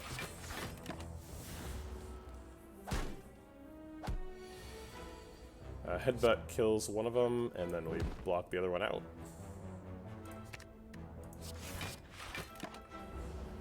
And we should be able to take 0 more in this fight. Yep. Entropic Brew, pretty good. We're going to delay drinking this because it's possible to get a relic that gives us more potion slots. Cleave's quite good. Cleave gives us some AoE that helps in hallway fights like the one we just did. It's like slightly less valuable literally because we just did that hallway fight, so we can't run into 2 louses again. At least in the easy pool. I think in the hard pool you can run into 3 louses even if you fit 2. But yeah, Cleave is good just for AoE purposes, so let's pick it. Wild Strike is also quite good. Clash is bad. I mean, it's good sometimes, but it tends to be bad. In like Act 2 and 3, it tends to be quite bad. Wild Strike is good. Wild Strike is really good against like Gremlin Knob and stuff. But I think Cleave is good enough against Gremlin Knob and much better against Sentries. So I think we're going to pick Cleave. Alright, we're going to do max damage against the Cultists. Yes, we do have to get to Act 2, which has proven quite the challenge. Trying to minimize the damage we're taking against Cultist here. Should have lethal next turn. Great. Alright. Carnage does a lot of damage early. Who's our boss this time? It is Automaton.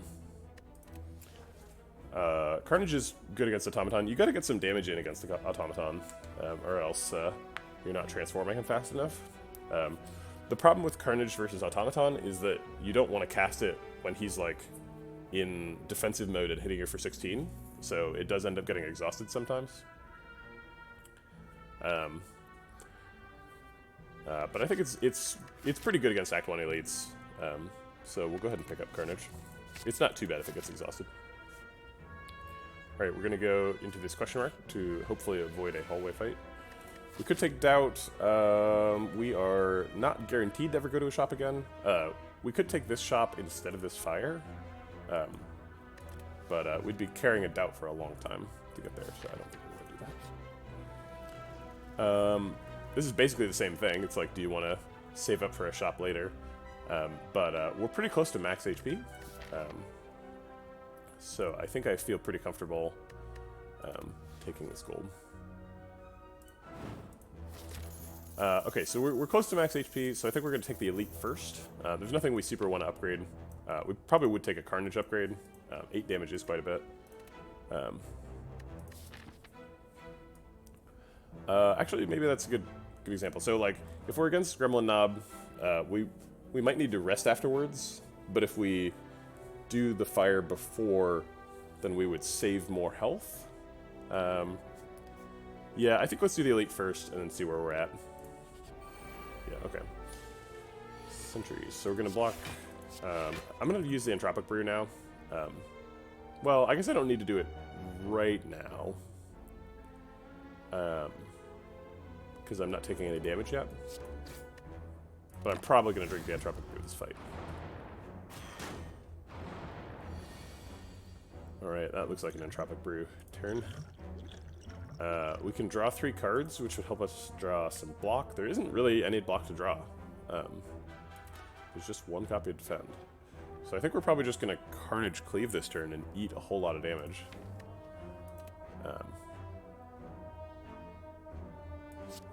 So if we do 28 to this guy, then he's at 8, and we can finish him off with Bash next turn, and then block, and a take 5. I guess that's okay. Probably use this Dex Pot next turn.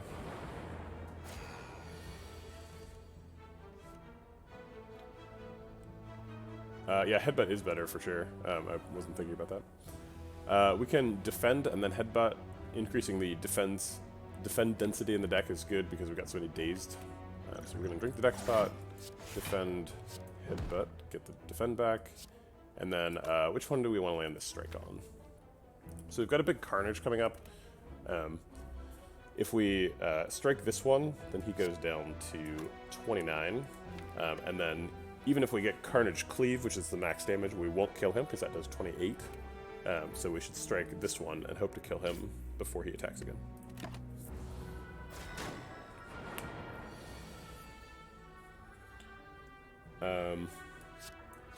So we're definitely going to cleave, and we're definitely going to use at least 1 defend.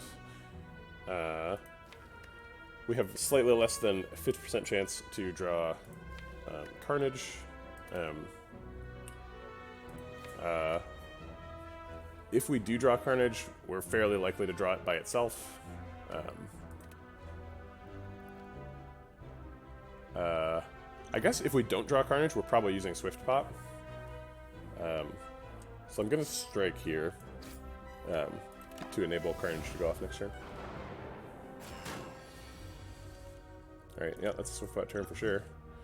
Alright, we didn't get Carnage. So now we're actually going to put both these strikes in the other one so that we can definitely Carnage him down. Although...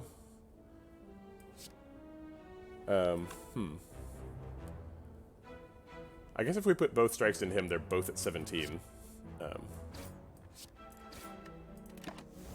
is kind of weird.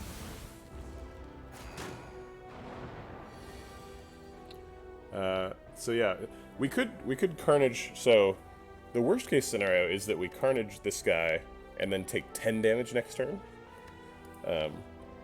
So from a damage minimization perspective, I think we actually want to Carnage the non-attacking one and then block for 7. Because we only take 3 right now. And then it gives us 2 turns to kill the attacking one. So I'm going to do that.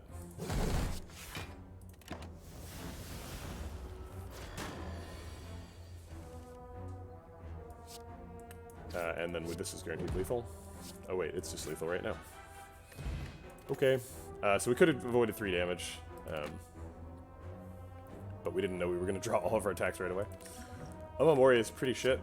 That's unfortunate. Metallicus is quite good. It's block that doesn't trigger Gremlin Knob.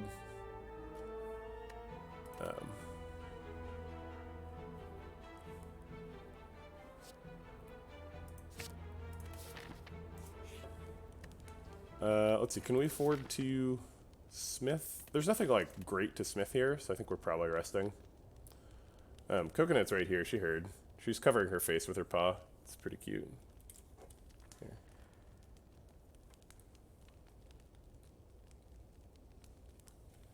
but she is not bothered. And now I have to look at OBS and make sure everything's fine. I need to get a cat cam. That's what I need. That's what this stream needs. So we can take a metallicize upgrade, or we can take 22 health. So we got Omamori, which doesn't do anything, and we also got Champion Belt, which most likely doesn't do very much. Champion Belt does do a little bit of work against Gremlin Knob, so it's not like it does nothing, but we basically have to fight this elite with no relics. So I think we're gonna heal.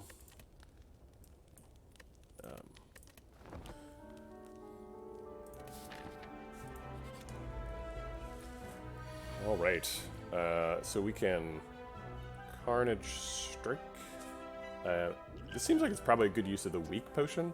Obviously, Weak Potion is super good against Gremlin Knob, but it saves 4 health right now and maybe more later. I don't know. I guess if I'm Weak Potioning the Acid Slime, I probably shouldn't Carnage him too, because then I'm just wasting the Weak Potion. So I guess I'll just save the Weak Potion. And hopefully we get lethal on Acid Slime next turn. Alright, we got that. And then we can block out from the Cultist. However, he is stacking up quickly. Let's go ahead and Headbutt Carnage back. And then, what are we doing? Like, Cleave Defend? Or like, Metallicize Defend? I think I like Metallicize Defend.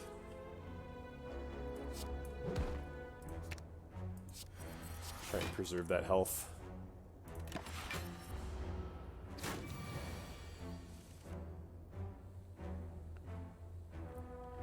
Carnage Headbutt guarantees lethal next turn, but then we are taking 16, or 13, I suppose. Maybe I should have weak potted him last turn. I could bash, defend. Defense just don't do enough. Yeah, I'm just gonna take the guaranteed lethal and a bunch of damage.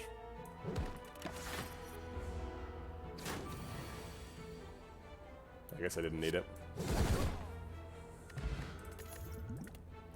Okay, but now we got pretty good potions. We're set up for the next fight. Both Wild Strike and Clothesline are quite good at elite fights. And I think I need to pick one of them to get enough damage for Guardian. And Clothesline, I think, is the pick.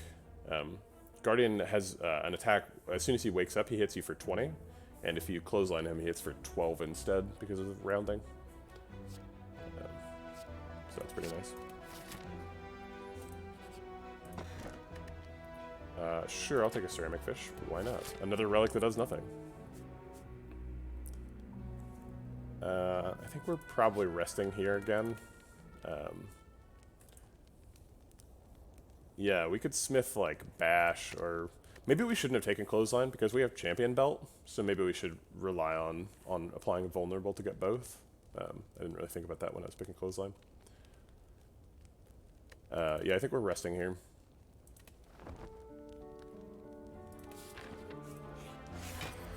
Okay. I don't think there's any sense in waiting. We can try and wait for Metallicize and Bash. We already got Ascender's Bane. But if we wait for... I guess we should wait for either Bash, Metallicize, or Carnage. Alright.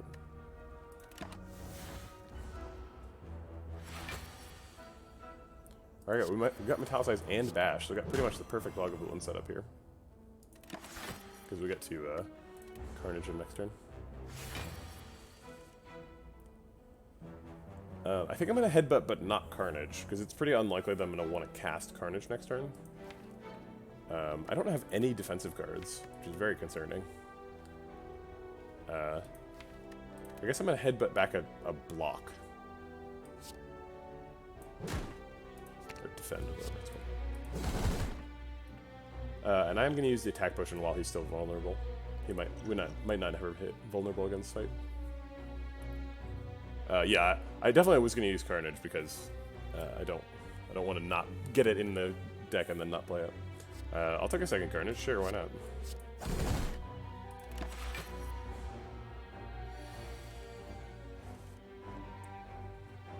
Okay, so let's go ahead and defend Headbutt Strike. Get the defend back for next turn. We're going to use the weak pot here too.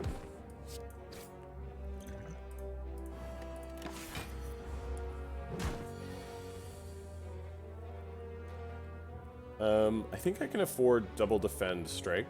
That does 6 damage, so he'd be down to 29, and then we just need Carnage Cleave and one more attack to kill him.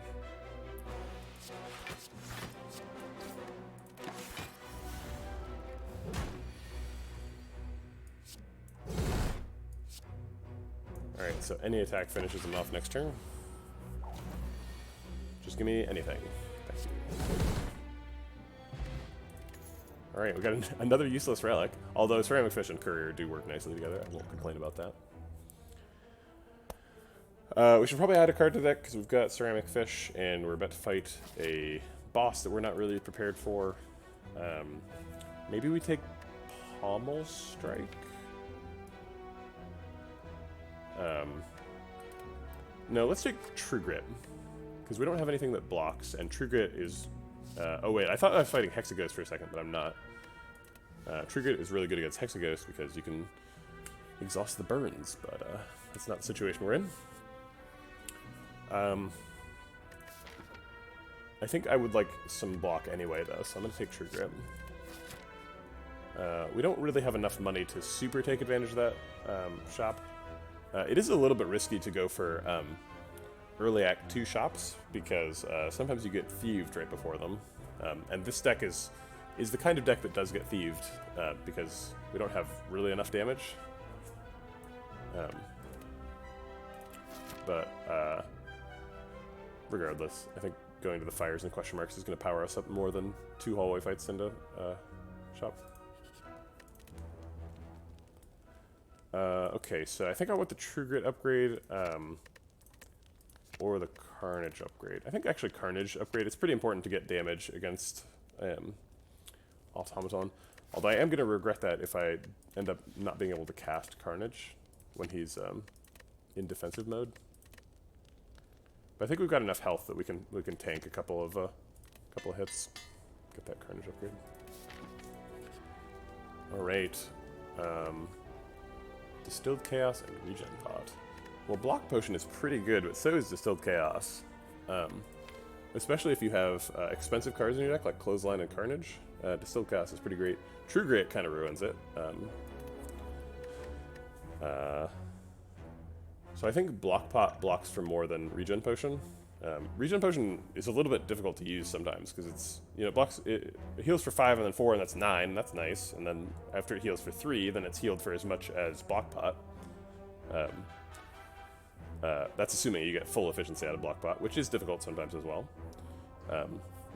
But using the Regen Pot can make a fight last longer. I guess Regen Pot is guaranteed to hit against the boss, so I'll take both of these. Alright, we're getting thieved either way. Don't even have to wait until Act 2. The minimum damage is Clothesline Metallicized, so let's do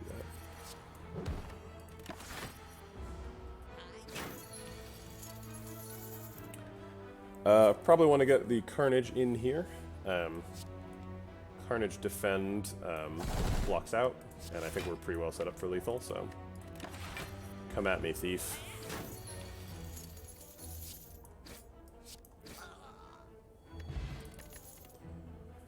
Shrug It Off is a really nice defensive card. We don't have any strength scaling for Sword Boomerang, so I think we're going to take Shrug It Off. Alright, suddenly I think we're in great shape for this elite, or for this boss. So, taking 0 damage from that hallway fight and picking up a nice block card makes all the difference. Metallicize upgrade and True Grit upgrade are both really good. I think I'll do Metallicize.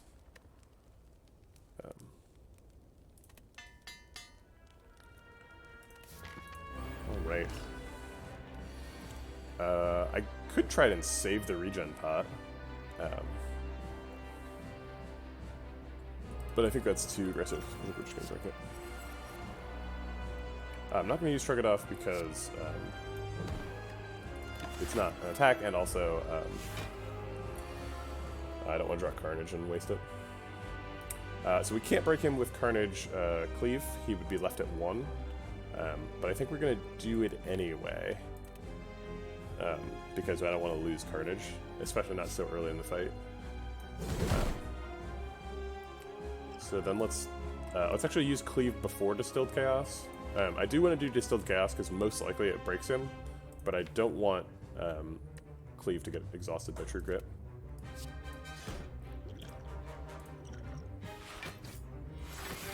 Aha! We did see True Grit. Okay, so what did True Grit eat? It was a defend. Okay. Alright, pretty good first couple turns. Should be in good shape here. I'll just go ahead and defend and headbutt. I'm not sure what I'm getting back with headbutt. Let's take True Grit.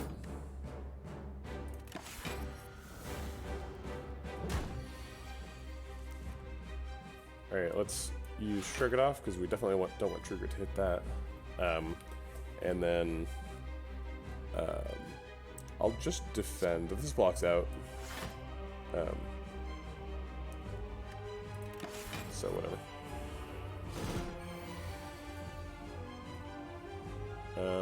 Okay. Well, we don't have any way to do anything other than damage, so I guess let's. Oh, we got that that rounding I was talking about. So now he's doing 12 instead of 20.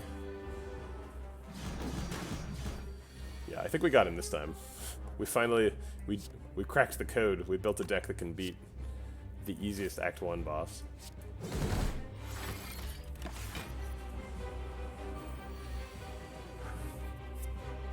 Earlier today, I had a run where I entered this same fight, the easiest boss fight, with 112 max HP and lost. So, believe in your dreams is what I'm saying. Let's headbutt to get back a defend for next turn when he's attacking for a bunch, and then True Grit. I hope it doesn't hit Cleave.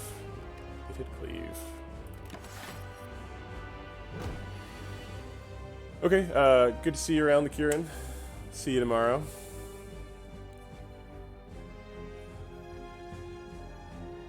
I appreciate the viewer count, although I would never ask for it, because I think that's against the terms of service.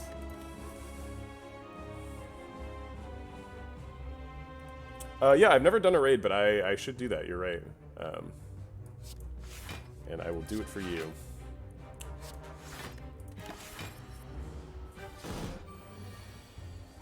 Actually don't even know what I'm supposed to do in the interface to raid somebody. So we're gonna bash here because it blocks for 8. Which is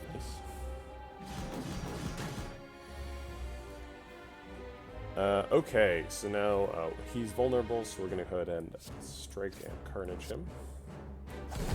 Leaving him at 1. But we should be able to break through the 1. Uh-oh.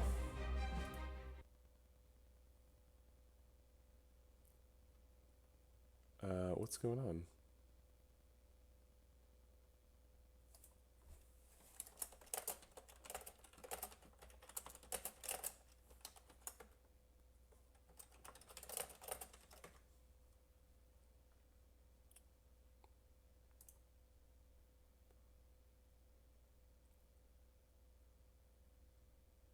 Wait, is it? Am I still live? OBS says everything's red, but it also says 0 drop frames. It says disconnected.